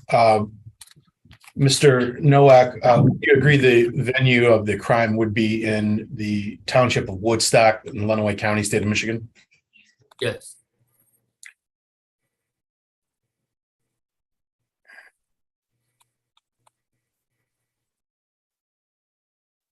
And the victim is less than 16 years of age. Is that correct? Yes. On that date in question, she was, yes. Okay, thank you. I have no further questions. Can he answer that question? I believe you did say yes, right? Yes. Okay, well, I know you answered it, but I needed him to say that. Okay. Has the court complied with MCR 6.302 B, C, and D, Mr. Erie? Yes, Your Honor. And Mr. Sneed? Yes, Your Honor. All right, I accept the plea. It has been given understandably, voluntarily, and accurately. The defendant has full knowledge of his rights. He does have competent counsel. Other than the Killebrew agreement between the prosecutor and the defense, this court has made no agreement regarding the possibility of a plea or possible sentence in this case with the prosecutor, the defense attorney, the defendant, or anyone acting in interest of either of them. I'm going to refer this matter to the probation department for a pre-sentence investigation. Mr. Erie, your client, because there's an agreement that there would be no upfront jail, Mr. Nowak, do you have any objection to appearing for sentencing via Zoom? Or do you wish to appear in person? I prefer Zoom. Okay, Mr. Erie, any objection to Zoom? None, Your Honor. All right, Mr. Erie, are you available for sentencing on February 23rd at 8:15 in the morning? Yes, Your Honor. All right, so we will set this matter for sentencing on February 23rd at 8:15 in the morning via Zoom. At this time, Mr. Erie, I am going to place you and your client in a breakout room with Sarah Teskey from the Michigan Department of Corrections. Mr. Nowak, Ms. Teskey will give you further instructions on how to proceed, and especially with regard to contacting them and following through with the pre-sentence interview. When you meet with them, I want you to be truthful about your background and also the events that occurred. They'll prepare a pre-sentence report. They'll provide that to my court, and then we will email that to Mr. Erie for you to review prior to the day of sentencing, and we will see you back here on February 23rd at 8:15 in the morning for sentencing. I've opened a breakout room. Mr. Erie and Ms. Teskey, you can join that breakout. Just one quick question. Does the court acknowledge or the prosecutor acknowledge that they received the plea agreement that we emailed this morning with the proper signatures on it? Judge, I do have that, Judge, yes. Okay, I typically don't get those in a file, so thank you though. Thank They you. don't do them around here. I know we did them more in Wayne County when I was there, but all right, thank you so much. All right, thank you. Have a nice day, everybody. Thank you. You as well. All right, Mr. Dagger Margosian, I am going, Mr. Williams, Mr. Dagger Margosian would like to talk to you. So I am going to put you and you are D'Angelo Williams, right? Yes, ma'am. Okay, so I'm gonna put you and Mr. Dagger Margosian into a breakout room. So go ahead and click on join that breakout room. Mr. Murphy, I got Elizabeth Warner. Wait, got Mrs. Kramer back. Hold on. Ms. Kramer, you've logged back in. Your hearing's concluded. Okay, thank you. Bye-bye.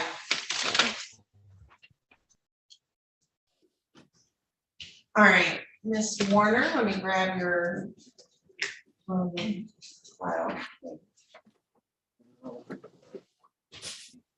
Oh, there it is.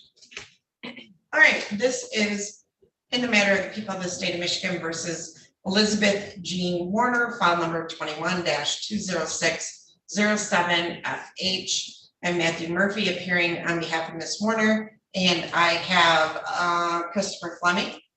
Yes, or Mr. Steen? Yes, sir. Christopher Fleming appearing on behalf of the people. So, Mr. Murphy, how do you wish to proceed today? Yes, Your Honor. Thank you for that breakout session with my client. Speaking of Mr. Fleming, in regards to this matter, I'm asking if we could adjourn for another pretrial. Mr. Fleming said that he would agree to one more adjournment. The reason is because this obviously focuses on Ms. Warner coming up with the money to pay restitution. This matter, the plea agreement was for Ms. Warner to pay the restitution, and a misdemeanor would be offered. Ms. Warner has had trouble coming up with that money. However, she has indicated that obviously with tax return season coming, she intends to file her taxes and pay as soon as she gets them, pay the restitution off in this case. So would ask for maybe a 2-month adjournment for that to happen. Obviously, as Mr. Fleming indicated, that would be the last pretrial. At that point, if restitution wasn't paid, we would have to set a trial date. All right, so I would agree. This is one of my files that are on my list from the State Court Administrator's Office because it's too old. And so today is the actual second pretrial. So I give 3 pretrials and then we set for trial. So I have no objection to that. Mr. Fleming, you had no objection? No objection, Judge. I mean, this case is dragging out, as you stated, and the victim is seriously hurting. So we need to get that 1,000 turned over to her. Okay, so I will set this out to, I will give you to March 8th, but I'm also going to set a I'm going to set a trial date as well. So Miss Adams, I'm looking for a 1-day trial date after March 8th. Okay,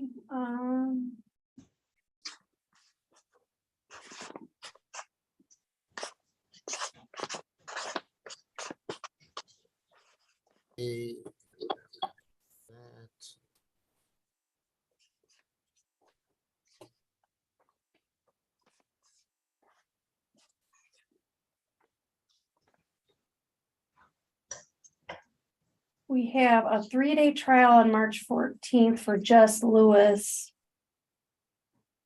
If you wanna, the Jess On March- Lewis newer, You said on March 14th, yes. so we could set this for March 16th. That would be day 3 of Jess Lewis, yeah. Who's the attorney on Jess Lewis? Moad, Let's set it for the 14th at 9 a.m. So I'm gonna set this for March 14th, 23 at 9 a.m. And I will make the final day for jury instructions, what your questions and motions, March 8 of 23. And here we go. So, all right, so we have a final pretrial conference for March 8th of 23 at 8:30 in the morning. Ms. Warner, at that time, where'd she go? There she is. Right here. You'll need to have paid the $1,000. And if not, we will proceed to trial on March 14th at 9 a.m. And I've signed, and I will, you don't need to do a stip and order, Mr. Murphy, because I did a stip and order. All right. Yes, Your Honor. All right. Thank you so much. Appreciate it. All right. Thank you. Thank you, Your Honor. Ms. Warner, again, schedule a phone conference with me in the next few weeks, okay? Okay, thank you so much. Thanks, Judge. Thank you. Have a good day. You too.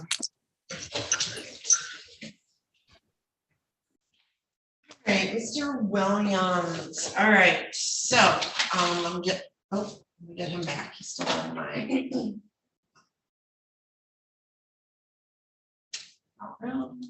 So I'm gonna close that. Sorry, Mr. Degerman goes in. That was a long morning for one case. Oh, that's okay. No problem.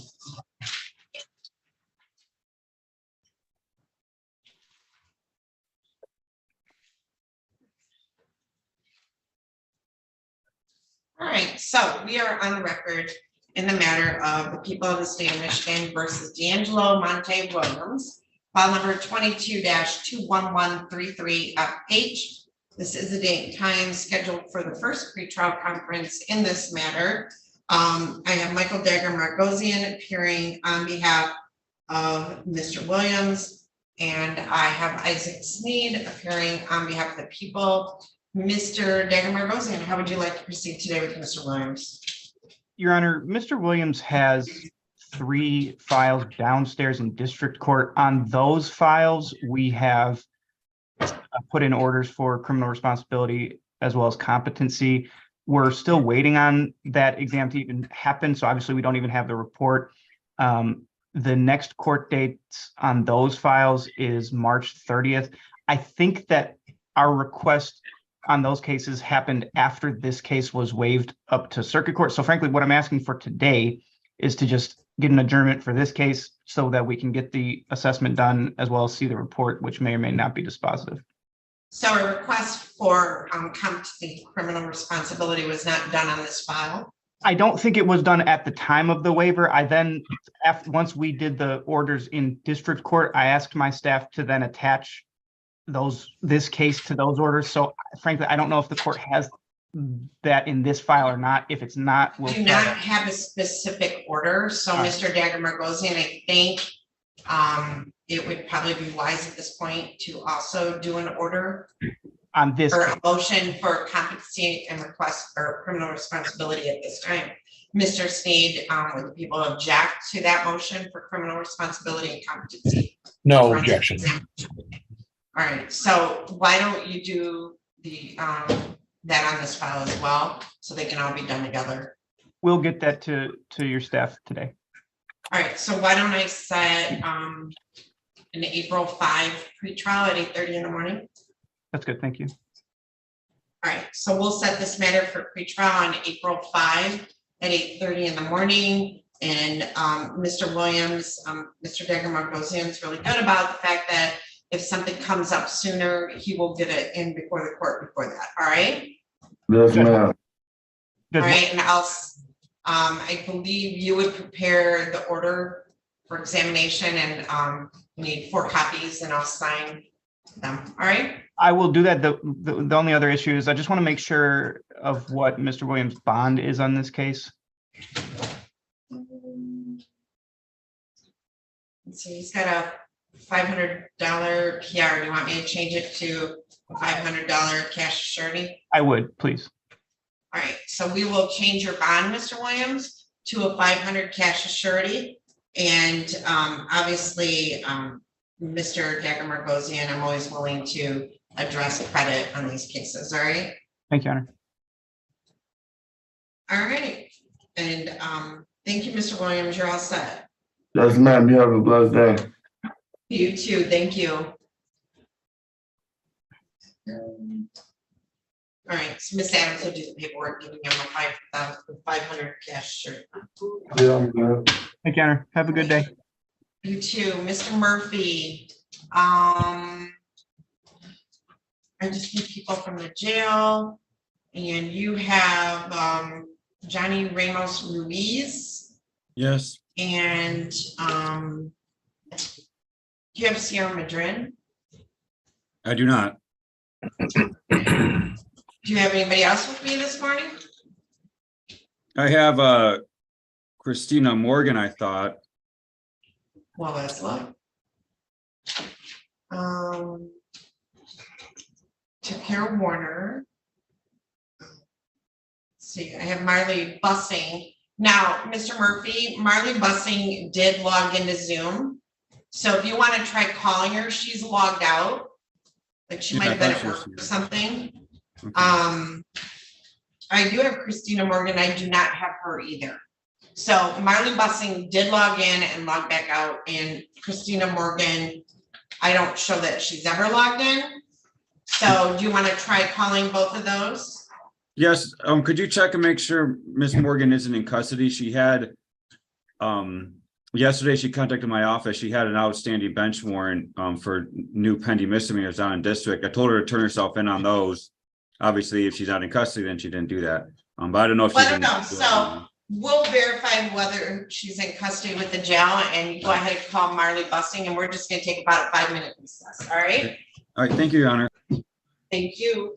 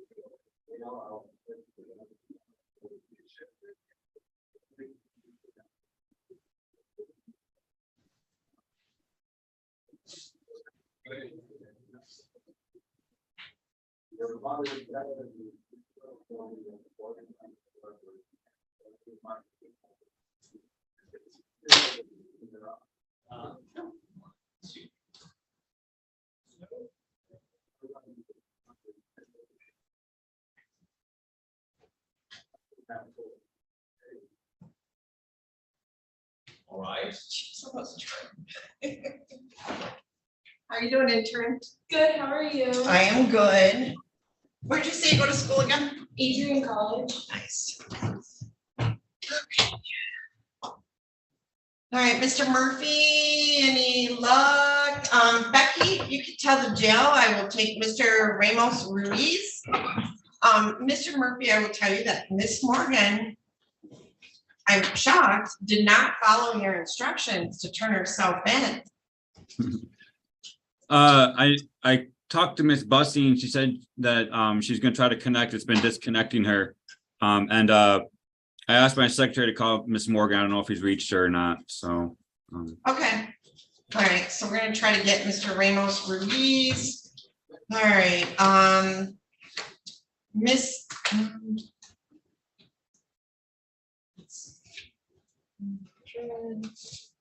Miss Adams, no one's appeared on Sierra Madrid. I'm wondering if they filed a waiver. Okay, she's in jail. I don't know if you saw that. I did catch that, but her attorney is Myers. I don't know who her attorney is. Somebody named Myers, special PD. I didn't know we had a special PD.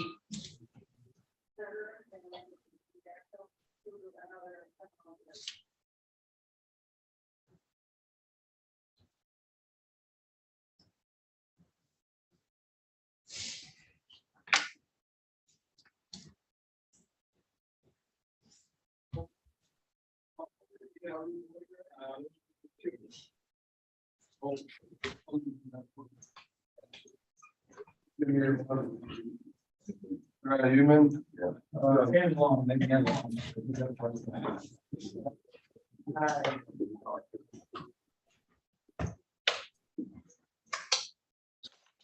What is your name, please? Don Ramos Ruiz. All right, good morning. Let me grab your file. Good morning. And, Your Honor, could I have a this- breakout session? Yep, this is in the matter of the people of the state of Michigan versus Johnny Ramos Ruiz, file number 22-21161FH. I am Matthew Murphy, appearing on behalf of Mr. Ramos Ruiz, and I have Isaac Sneed appearing on behalf of the people. This is the date and time set for the first pretrial in this case. Mr. Ramos Ruiz, I am going to open up a breakout room for you to have a brief chat with Mr. Murphy. So. Thank you so much. You're welcome. Go ahead and click on join. You're welcome.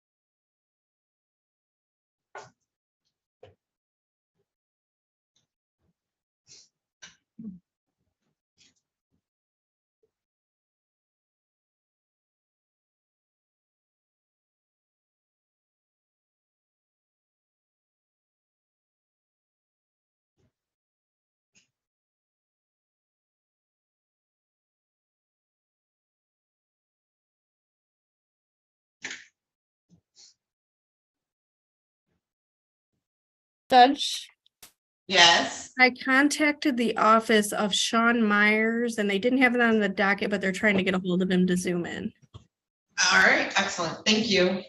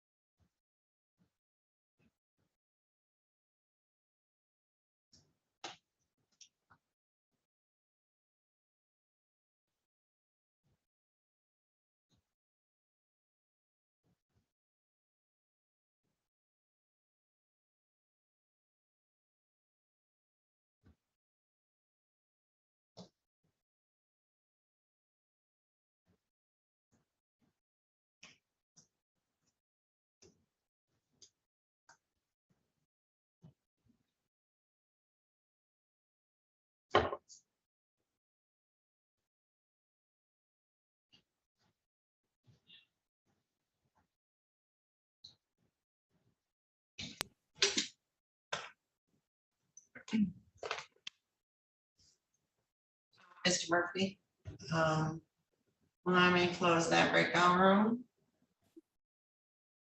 Maybe. There we go.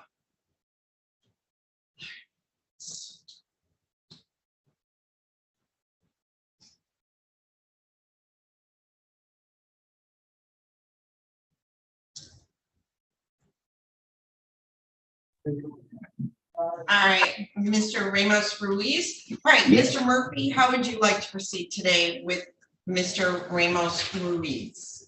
Yes, Your Honor. In regards to this matter, Mr. Sneed has offered for Mr. Ramos Ruiz to plead in file 22-21161-FH for use of controlled substance methamphetamine and felon in possession of a firearm. Those will be added, an added count of use of methamphetamine and felon in possession of a firearm. And in file 22-21162. Hold on. So it'd be a count 3, use of meth. And then count 2, felony, or no, they'd be adding a count 4, felon in possession of a firearm. Yes, Your Honor, I believe that's correct. Okay, all right, let me grab his other file. Okay, and then on file number 22-21162, what's the plea? He'll be pleading to 1 count of resisting opposing an officer. So count 1. Yes.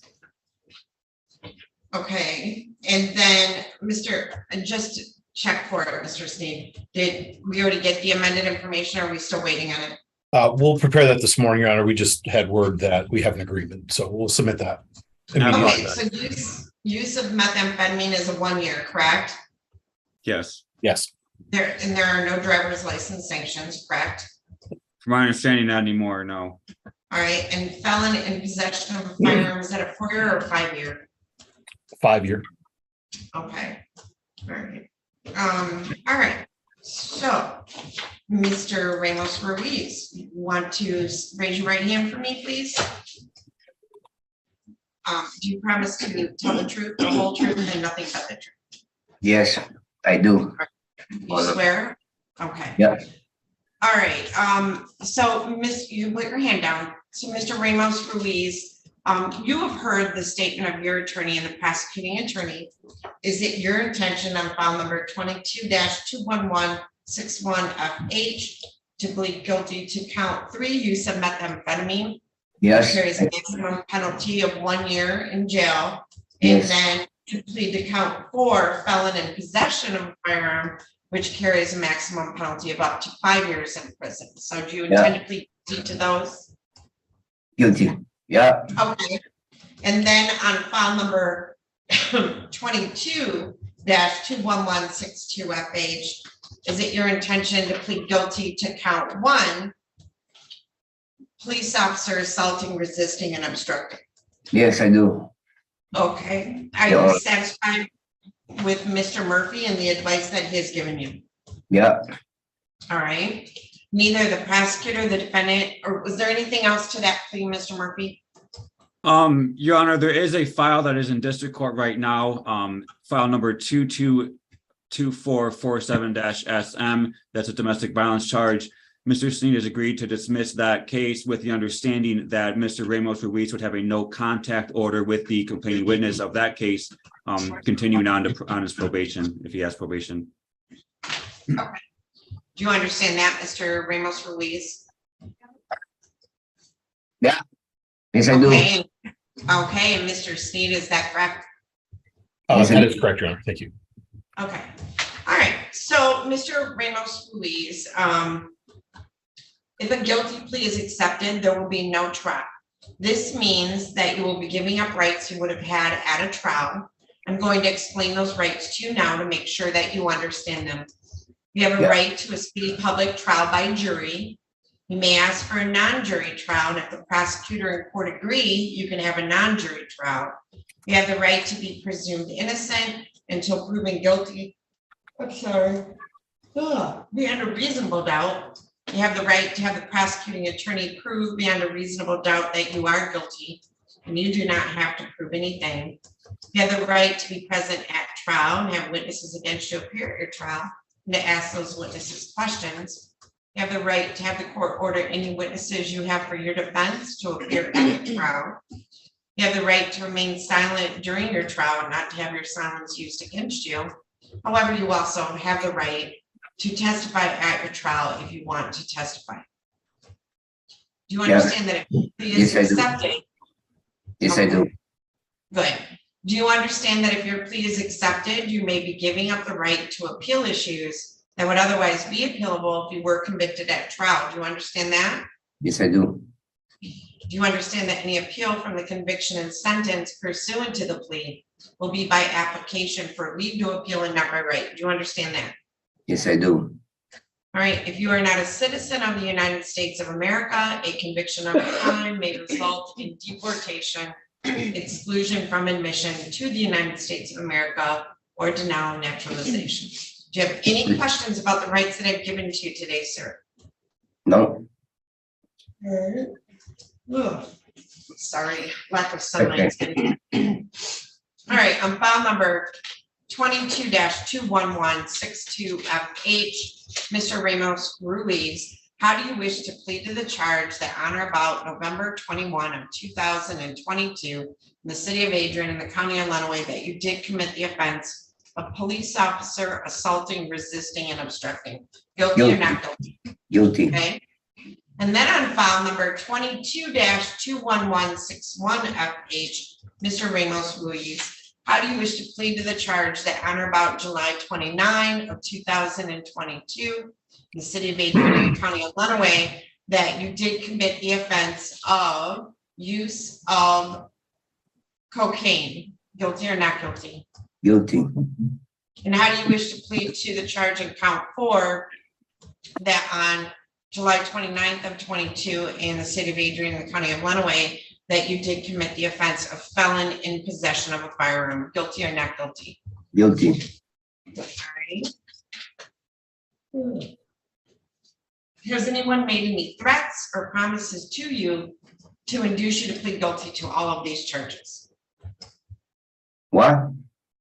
Has anyone made any threats No. or promises to you to induce you to plead guilty to these charges? No. All right. Do you understand that if I accept this plea, you will be giving up any and all claims that your plea is given as a result of promises or threats that were not disclosed to the court on the record during this hearing, or that it was not your own choice to enter the plea? Do you understand that? Yes, I do. Is the prosecutor or defense counsel aware of any promises or threats or inducements other than the plea bargain to induce the defendant to plead guilty? Mr. Steen? No, Your Honor. Mr. Murphy? No, Your Honor. Mr. Ramos Ruiz, has your attorney promised you any particular sentence or estimated what your sentence will be? No. Is it your own choice to plead guilty? Yes. All right. So let's start with file number 22-21161FH. So Mr. Ramos Ruiz, on July 29th, 2022, were you in the city of Adrian in the county of Lenawee?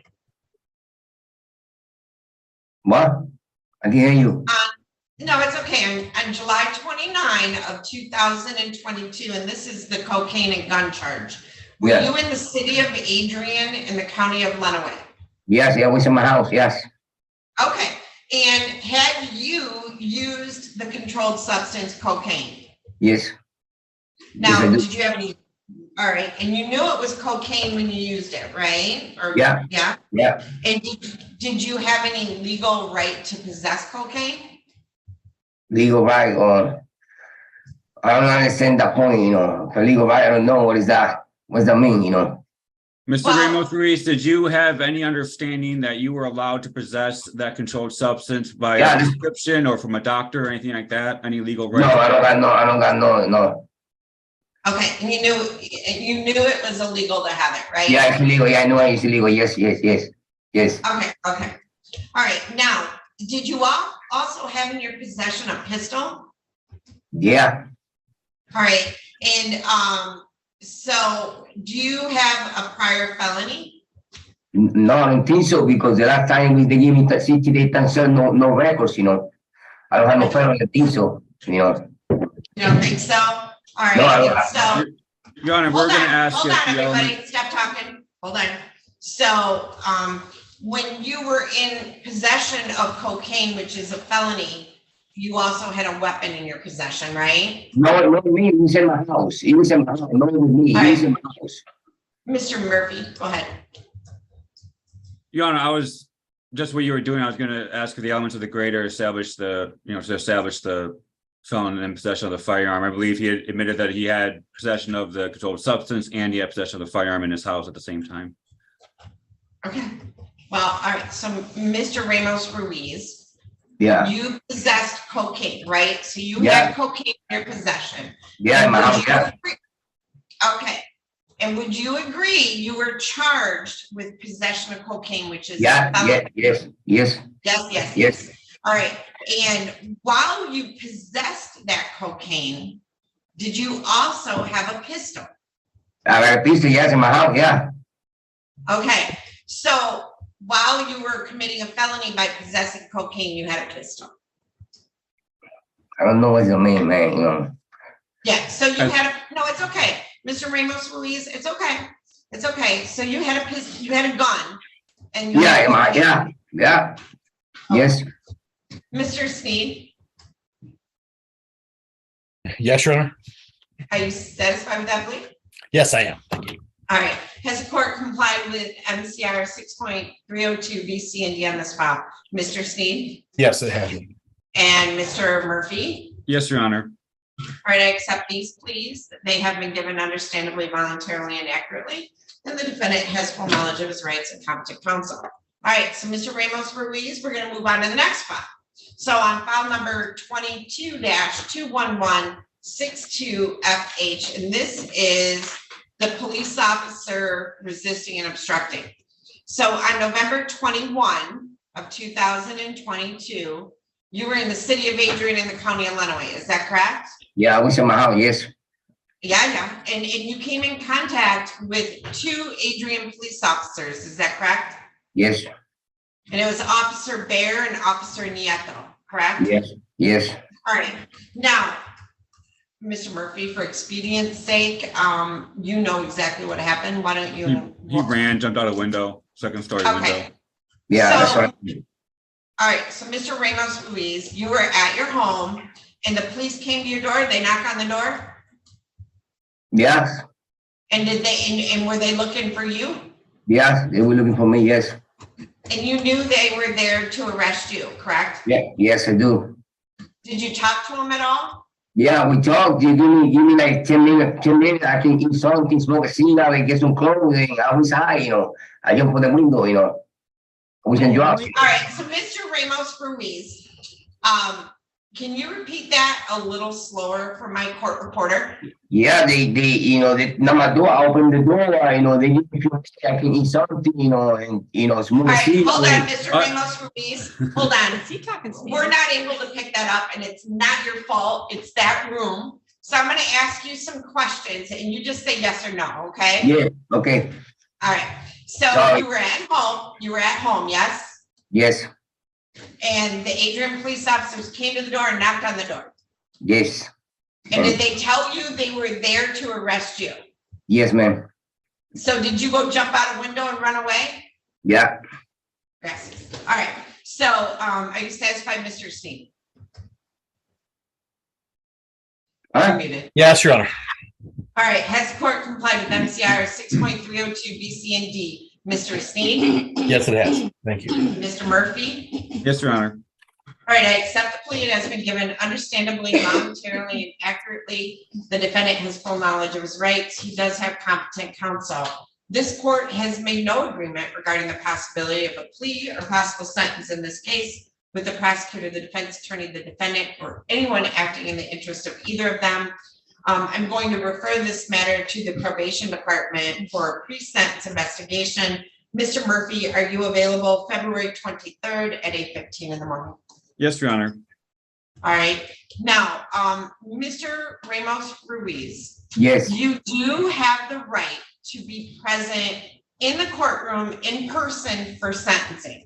Or, I don't have a lot, you know, my earrings, you know, it's not good, you know. hold on. Do you want to come here in person for sentencing? Yes, okay. Yes, please. All right, so I'm gonna set that in person. And, all right, so Mr. Ramos Ruiz, someone from our probation department is going to come meet with you at the jail, okay? Okay, thank you so much. Not a problem. When you meet with them, be truthful with them about your background and the events that occurred. They'll prepare a report. Mr. Murphy will get a copy of that report. Mr. Murphy will review that report with you before sentencing, and we'll see you back on February 23rd at 8:15, okay? Thank you so much. Thank you. Thank you so much. Thank you, Mr. Ramos Ruiz. Thank you, Mr. Murphy. Yeah, you're welcome. Thank you, Your Honor. All right, thank you, Murphy. Yeah, I'll talk with you You're soon, all okay, set. Johnny? Okay, thank you. All right, so Ms. Adams, we could let the jail know I'm ready for Sierra Madrid. Next, or Louis Moda, if they got two windows, I don't know where, but I think I should be able to get Miss Madrid next. I would prefer her. All right, Mr. Your Honor, I Murphy. also have Daniel Barker in my office. He had appeared in my office yesterday afternoon. He was scheduled for a trial that was changed to a plea yesterday. I didn't know if you wanted to take his plea this morning. Oh, I do, all right. I'll go get him. Thank you. All right, so, Mr. Myers, as soon as we can get Miss Madrid from the jail, we'll take you, okay? Thank you so much, Your Honor, and I sincerely apologize. I had these court dates mixed up, so thank you for having your office call me. Not a problem. Hi, Mr. Malaro. Good morning, Your Honor. All right, let me see, we got Mr. Moda, he's in jail. How about Joshua Matney? Do you have Mr. Matney? Judge, he usually zooms in. So he is not zoomed in yet. Do you want to give him a call? Not really, but I will, since you suggested it. Thank you. And who has Miss Morgan? It's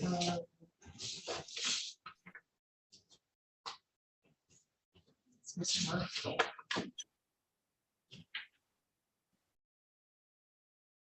Mr. Murphy, I do have Christina Morgan. Okay, Your Honor, and I have Mr. Barker here in my office. Can we We're ready take care of for- Miss Morgan first? Yes. All right. Before I lose her.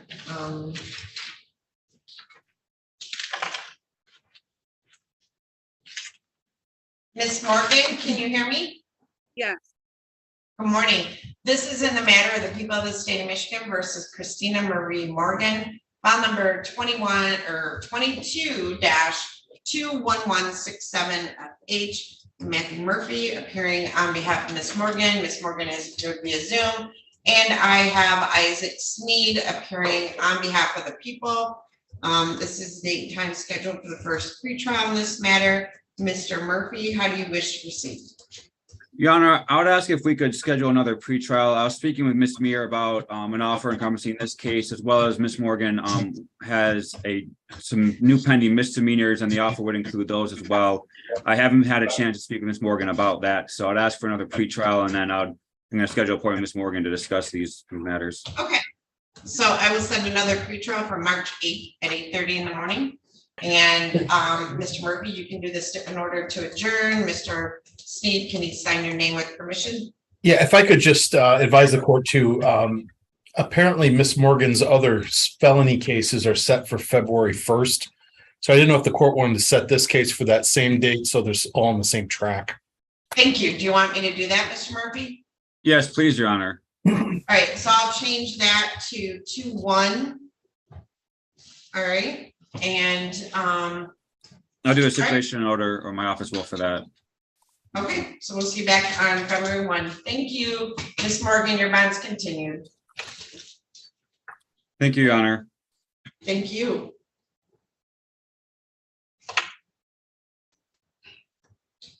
Okay. Ms. Morgan, you're all set, so you can disconnect. Okay, thank you. All right, so let's take Mr. Barker. Wait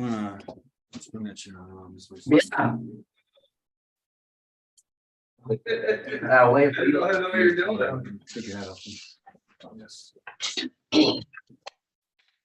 All right, in the matter of the people of the state of Michigan versus Daniel Evan Barker, file number 21-20224FH.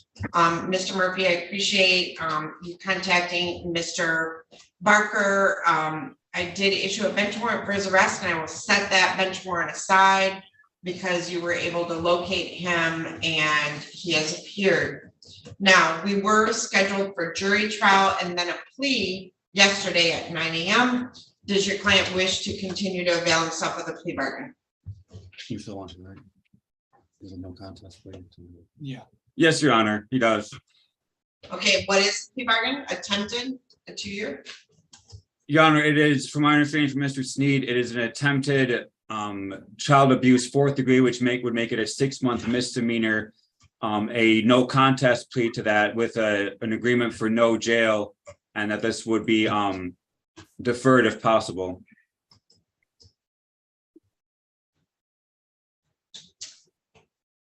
I believe that was what we had talked about. You mean delayed? Delayed, that's, I'm sorry.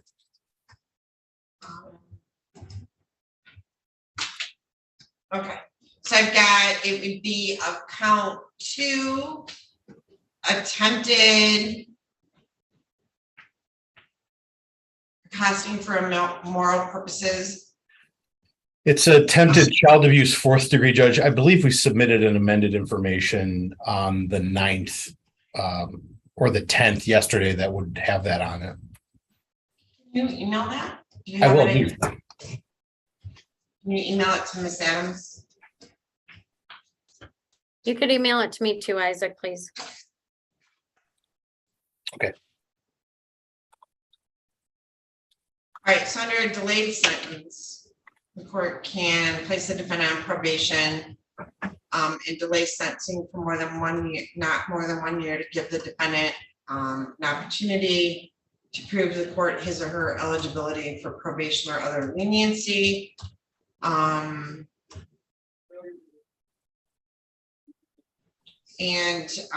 My paperwork says I need to place on the record a reason for the delay? Your Honor, this incident, this charge against Mr. Barker is quite frankly, he has no record. The reason for asking for the delay is to give him a chance to show the court and show the prosecutor this is obviously a completely non-characteristic of himself, that he'll obviously not, the situation, something like this is completely uncharacteristic and it won't happen again. That will be the reason I would ask for the delay to give him the opportunity for that. Okay, so, Ms. McGreen, I think you would be monitored by then Mr. Post, yes? Ms. McGreen? Yes, Judge. Okay. Okay, does that sound right, Mr. Steen? Yes, it does, Your Honor. We have no objection to that basis. And we're also asking for the no contest plea based upon lack of memory and also the possible civil liability for the alleged victim or the victim in this matter, just because of that. Okay, so while I'm waiting for that felony information to get printed off and brought to me, Mr. Myers, I do have Miss Madrid. So this is in the matter of the people of the state of Michigan versus Sierra and Madrid, file number 23-21203FH.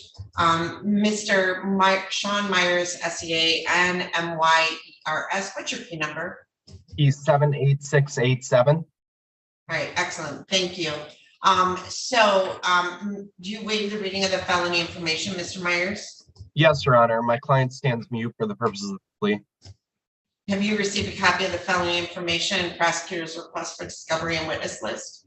Yes, Your Honor. I have received the documents. So you're asking for the court to enter a plea of not guilty on behalf of your client. And right. How far out would you like the pretrial, Mr. Myers? I can go any month up to through April. Actually, Your Honor, I'd like the pretrial as soon as possible, if it all, if that's all right. All right. So I can do January 25th at 8:30 in the morning. That works great for me. Okay, and that'll be via Zoom. And because it's arraignment, my office will send out a notice of hearing. Where are you located?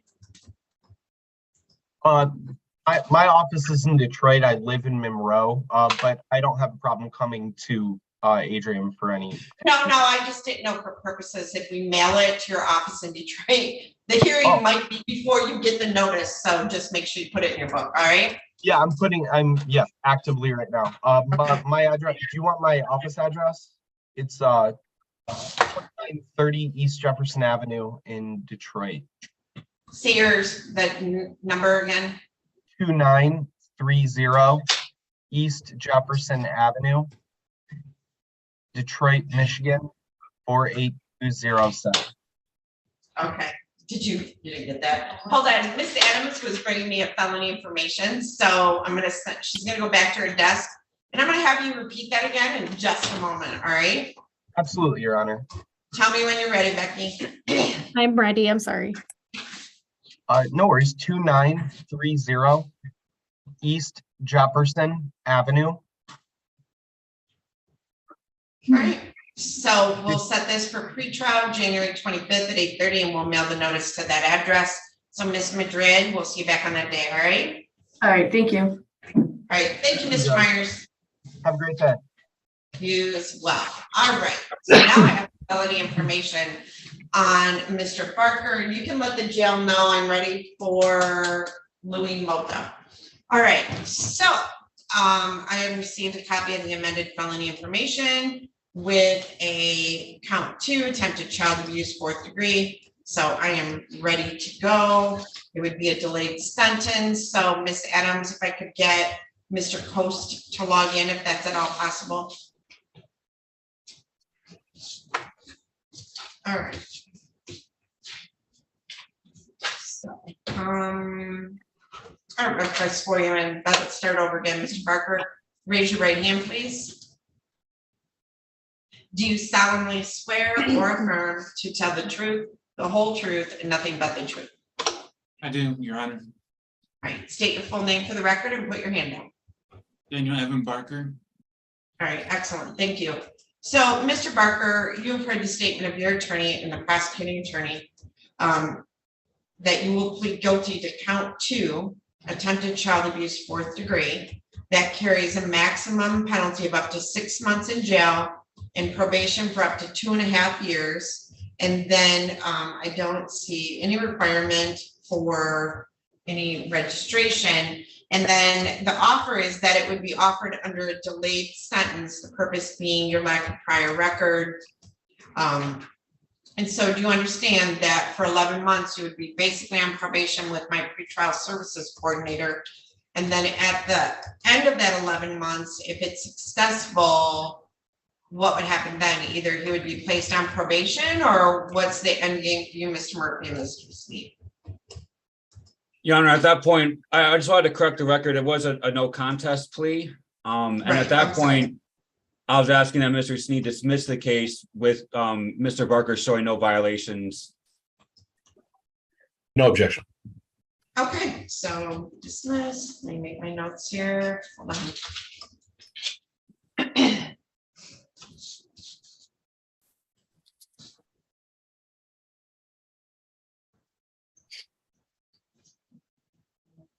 No violations, then dismissed.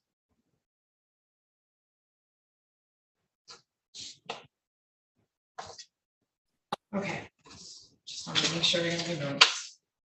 All right, because I won't remember that 11 months from now. All right, so Mr. Barker, is that the plea agreement as you understand it? Yes, Your Honor. Are you satisfied with your attorney and the advice that he's given you? Yes, Your Honor. All right, and other than everything that was placed on the record, neither the prosecutor, the defendant, or anyone on the defendant's behalf has discussed any other possible sentence with the court. Is that correct? Yes, Your Honor. Okay. Now, Mr. Barker, if a guilty plea is accepted, there will be no trial. This means that you will be giving up rights you would have had at trial. I'm going to explain those rights to you now, and to make sure that you understand them. And so, Mr. Barker, I misspoke. So it's your intention at this time to enter a plea of no contest. Is that correct? That's correct, Your Honor. Okay. So, sir, you have a right to a speedy public trial by jury. You may ask for a non-jury trial, and if the prosecutor and court agree, you can have a non-jury trial. You have the right to be presumed innocent until proven guilty beyond a reasonable doubt. You have the right to have the prosecuting attorney prove beyond a reasonable doubt that you are guilty, and you do not have to prove anything. You have the right to be present at trial and have witnesses against you appear at your trial and to ask those witnesses questions. You have the right to have the court order any witnesses you have for your defense to appear at the trial. You have the right to remain silent during your trial and not to have your silence used against you. However, you also have the right to testify at your trial if you want to testify. Do you understand that if your plea is accepted, you may be giving up the right to appeal issues that would otherwise be appealable if you were convicted at trial? Do you understand that, Mr. Barker? Yes, Your Honor. Do you understand that any appeal from the conviction and sentence pursuant to the plea will be by application for leave to appeal and not by right? Do you understand that? Yes, Your Honor. If you are not a citizen of the United States of America, a conviction of a crime may result in deportation, exclusion from admission to the United States of America, or denial of naturalization. So, Mr. Barker, do you have any questions about the rights that I've given to you? No, Your Honor. So, Mr. Barker, how do you wish to plead to the charge that on or about June 29th of 2020 in the city of Adrian, the county of Lenawee, that you did commit the offense of attempted child abuse 4th degree?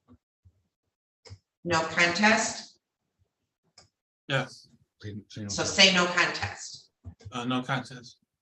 Very good. Has anyone made any threats or promises to you to induce you to plead no contest to this charge, other than what the promises placed on the record? No, Your Honor. Do you understand that if I accept your plea, you will be giving up any and all claims that your plea is given as a result of promises or threats that were not disclosed to the court on the record during this hearing, or that it was not your own choice to enter the plea? Do you understand that? Yes, Your Honor. Is the prosecutor or defense counsel aware of any promises or threats or inducements other than the plea bargain to induce the defendant to plead guilty? Mr. Sneed. No, Your Honor. Mr. Murphy. No, Your Honor. All right, so Mr. Barker, has your attorney promised you any particular sentence or estimated what your sentence will be? Other than what was put on the record? Yes. Probation. Yeah, the probation. Oh, No, okay. no. Okay, is it your own choice to plead no contest? Yes, Your Honor.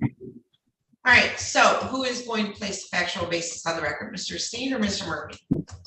I can try to establish a factual basis. I'll read off the police report. Let me just pull it up. If that's okay with Mr. Sneed. So I'm reading off the police report in this case. Says police agency report number 46 APD 2000067. I think it's 52. That establishes that on or about June 29th of 2020, this is when the investigation came to a conclusion. I guess this was involving, I guess, some period of time prior to that.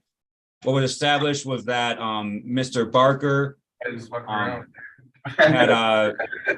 living in a home with a minor child who was 11 years old with the initials ML. That Mr. Barker had made some comments, some communications to ML that had incited her to engage in sexual activity or sexual conduct.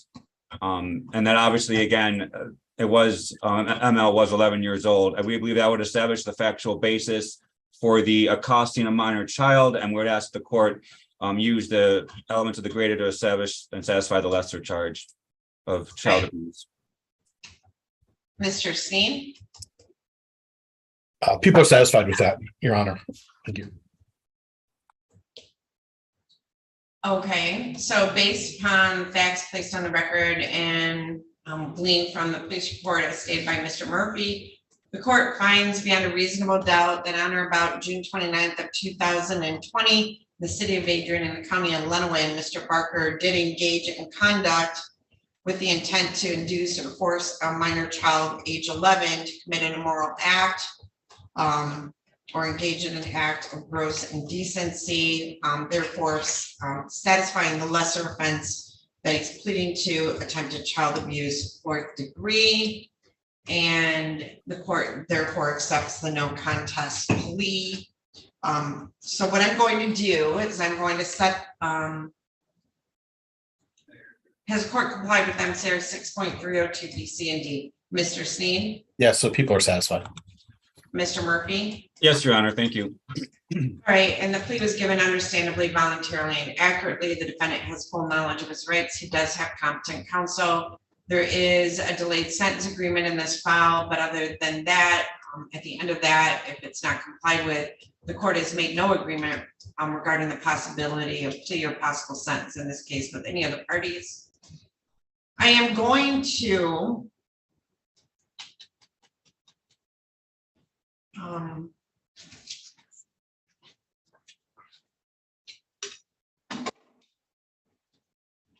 instead of delaying sentence based on the fact the defendant has no prior record.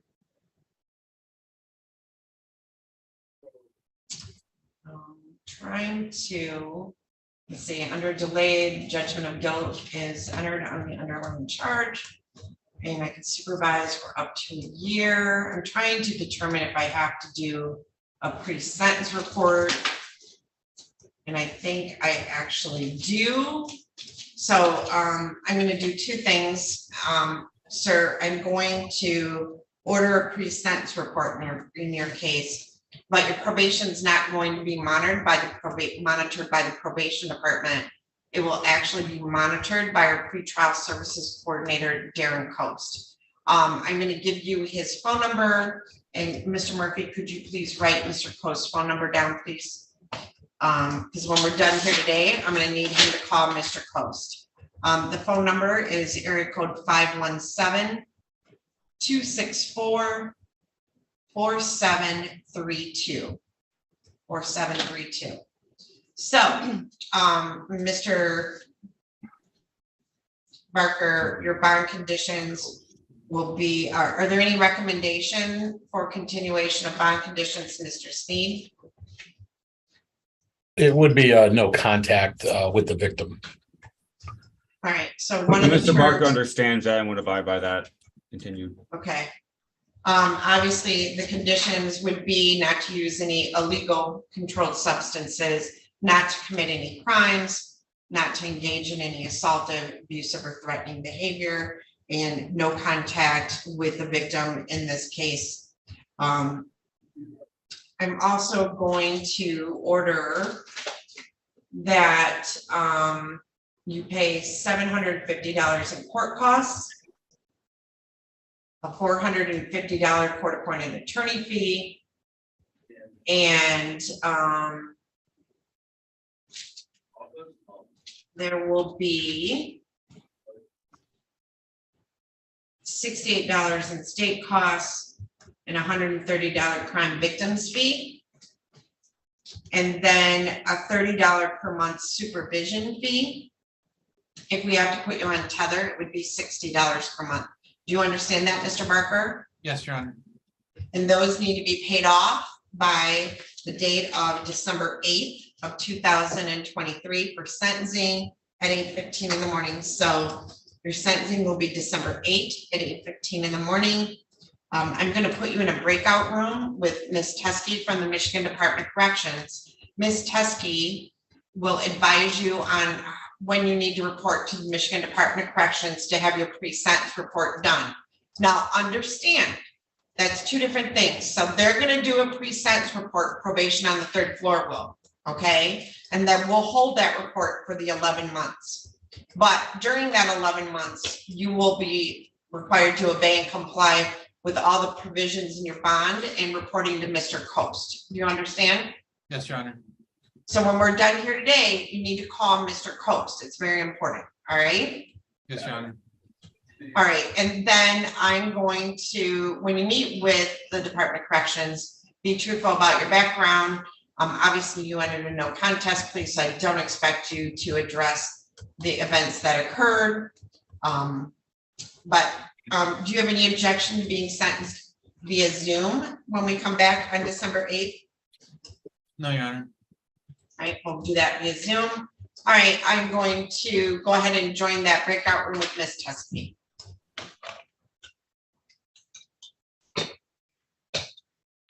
Ms. Teskey, you there too?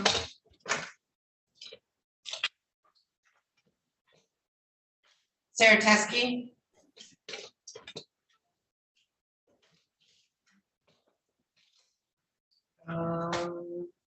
Where is she?